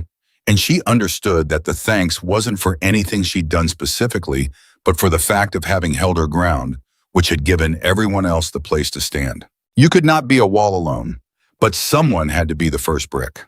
Her father had spent 30 years being first bricks in other people's walls without knowing it, without intending it, just by being who he was in the moments that presented themselves to him. That was the inheritance. That was what she carried. On the first Wednesday after the verdict, Jack came in at his usual time, the usual motorcycle, the usual paperback, the usual exact change for the oil. Change she'd have ready for him by 11. He sat in his chair. She poured his coffee. The morning settled into its rhythm, the shop warm and busy with the sound of work. Around 10 there was a lull. Mia came through from the garage and leaned against the counter and looked at Jack. "I have a question," she said. Jack looked up. "All right. When you were sitting in that waiting room the night they first came, before I even knew you were there, when they were breaking the machines and scattering my father's tools, what were you thinking?" Jack was quiet for a moment, not gathering his answer, just being honest about whether to give it. "I was thinking about a night about 25 years ago when I was sitting on the side of a highway with a blown gasket and no money, and a decision to make about what I was going to do next," he said. "And a man drove up in a truck and got out and didn't ask me anything except what was wrong with the bike, and fixed it, and wouldn't take payment, and said," he paused. "What?" Mia asked quietly. "He said a person should fix what is broken when they have the ability to do so." Jack looked at her steadily. "I thought about that, and then I thought about whether I had the ability." He picked up his coffee cup, and I decided I did. Mia stood at the counter and felt something move through her that had no name she could reach, but that was real and present and connected to something much larger than herself. The invisible thread that ran from her father's hands to a highway 25 years ago, to a waiting room on a rainy evening, to a parking lot full of motorcycles, to 4 people in a diner in Livingston, to a document with a signature at the bottom, to a verdict delivered on a Wednesday afternoon. All of it connected. All of it building towards something her father had never planned, never intended, never known he was doing. She looked around the shop. The Ranger from Derek's fleet in Bay 1. The Camry she'd fixed yesterday, idle perfect now, waiting for its owner. The pegboard with her father's wrenches. The toolbox with his initials scratched shallow and uneven into the top. The coffee maker in the waiting room that had never once held a current magazine on the rack beside it. "Thank you, Jack," she said. Jack set down his coffee cup. Your father did the work, he said. I just paid the debt. No, Mia said. He didn't do it to create a debt. He never kept score. He just, yes, helped, Jack said. Just helped, she said. Jack nodded. He picked up his paperback. The shop went on around them, warm and busy, and present, the sound of engines and work and ordinary human activity, the sound that Carter's classic auto repair had been making for 30 years and was going to keep making. Because some things, when they are built from the right materials, do not come down when someone tries to take them apart. Some things are built so deep into the people around them that destroying the structure would require destroying the people, and people who carry something that good inside them are not so easily destroyed. Richard Voss had built his power from acquisition, from the relentless identification and taking of what other people had made. He had been very successful at it for a very long time because he had correctly identified that most people, when isolated and pressured and exhausted, would eventually break. What he had never understood, what his entire model depended on never being true, was that some people are not alone even when they look like they are. Some people carry with them invisibly the loyalty of everyone they have ever treated with genuine decency. And that loyalty, when it is called upon, does not show up as a legal argument or a financial resource or a formal alliance. It shows up as motorcycles on a dark highway arriving one by one until there are too many to count. It shows up as a man sitting quietly in a waiting room watching, deciding, choosing to stay. It shows up as a daughter who opens the doors at 7 in the morning because her father taught her that the work is the answer, and the answer is to keep going, and keeping going is an act of faith in everything that made you. Carter's classic auto repair stood. It stood because of what Daniel Carter had put into the world piece by piece, day by day, without accounting for it, without knowing it was building toward anything, without asking for anything in return. And it would keep standing. Not because a court said so, not because the numbers said so, not because any external authority had declared it safe, but because the thing it was built from was not concrete or steel or money or legal protection. It was built from the kind of human decency that outlasts everything that is thrown against it.